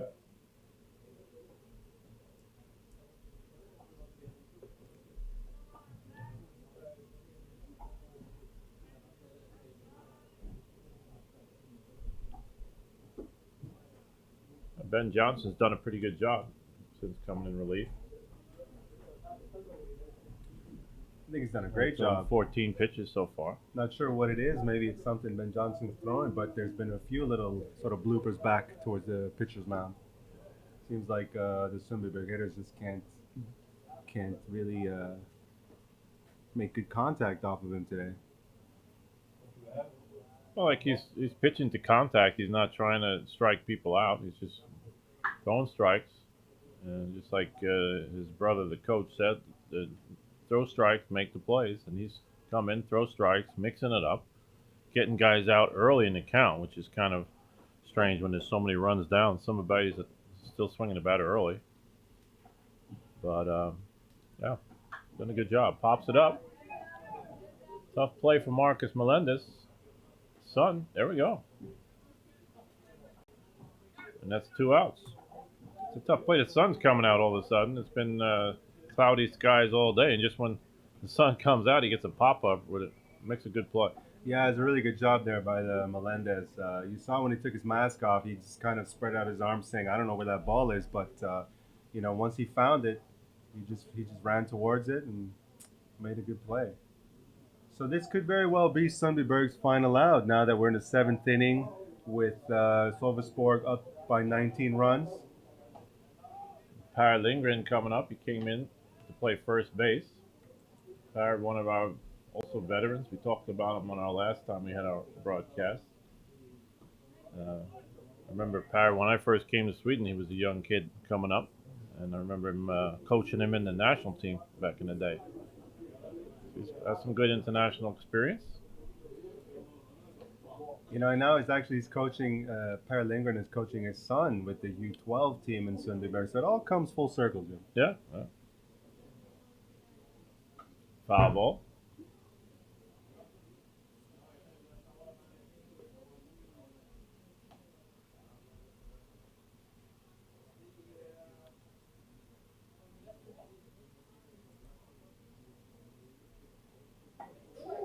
Ooh.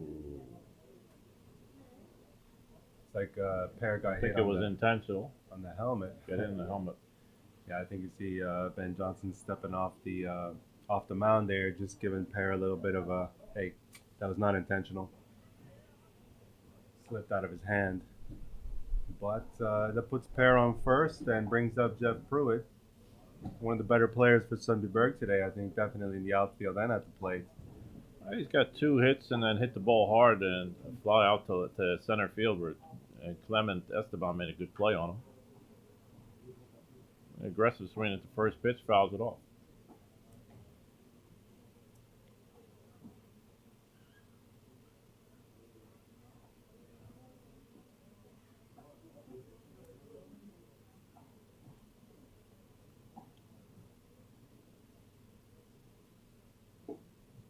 Change up, balance it 1-1.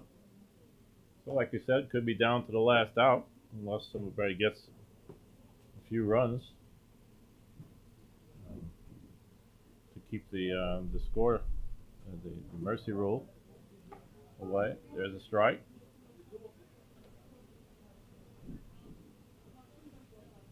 We got 1 and 2.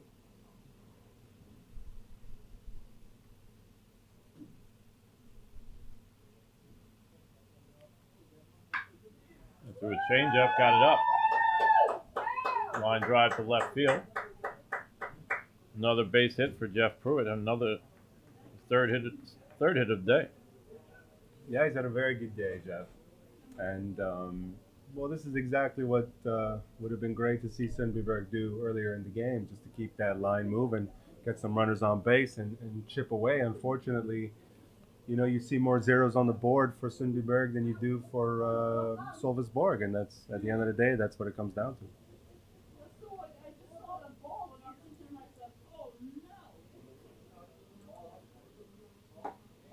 As Leo Bäckström, strike one.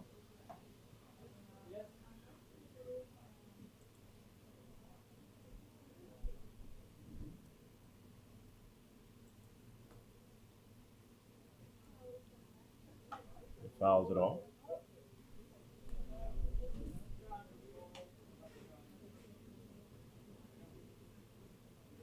Leo went 0 for 3 yesterday. It was when he was catching. Got replaced later on in the game. Said he had some problems with his arm yesterday. There's a curveball.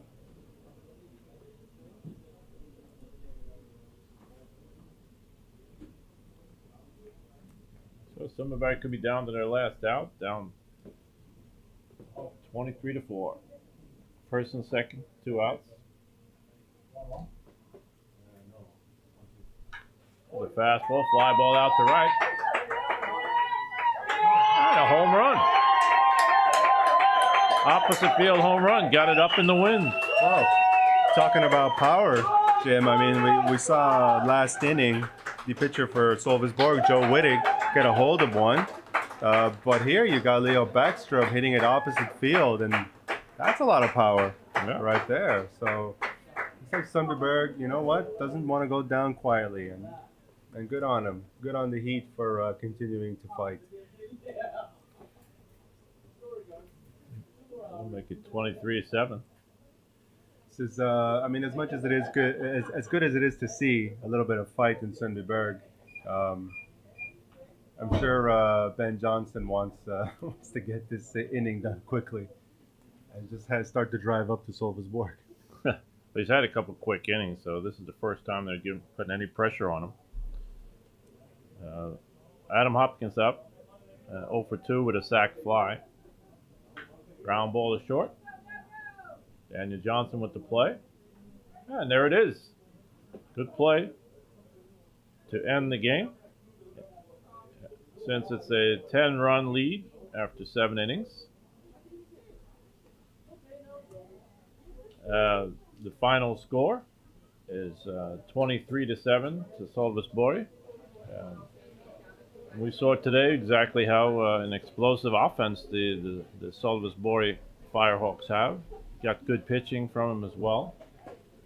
Sundbyberg didn't get off to a very good start, but you do have a chance to come back next week in down in Sölvesborg. So the series is even at 1-1. Yeah, that's right, Jim, and you're absolutely right. I mean, you saw the Sölvesborg offense clicking on all cylinders today. Just the power from the power guys. Bottom of the lineup was getting on base, and unfortunately, the Sundbyberg pitchers were not really hitting their spots today. But you know what? You live to fight another day, and that's what they're going to have to do next weekend. And I'd like to say thank you from us. Thanks a lot for working together. Roberto, it's been a lot of fun. Definitely. It's some very home games. Yeah, it has been very, very fun, Jim. And just to remind everyone, there will be a feed for the games next weekend. But you know, hopefully we'll have some good commentators as well over in Sölvesborg. We hope so. Okay, so we'll leave you here. 1-1 series. Thanks for joining us. The series is tied at 1-1. The score today was 23-7 to Sölvesborg. And thanks for watching.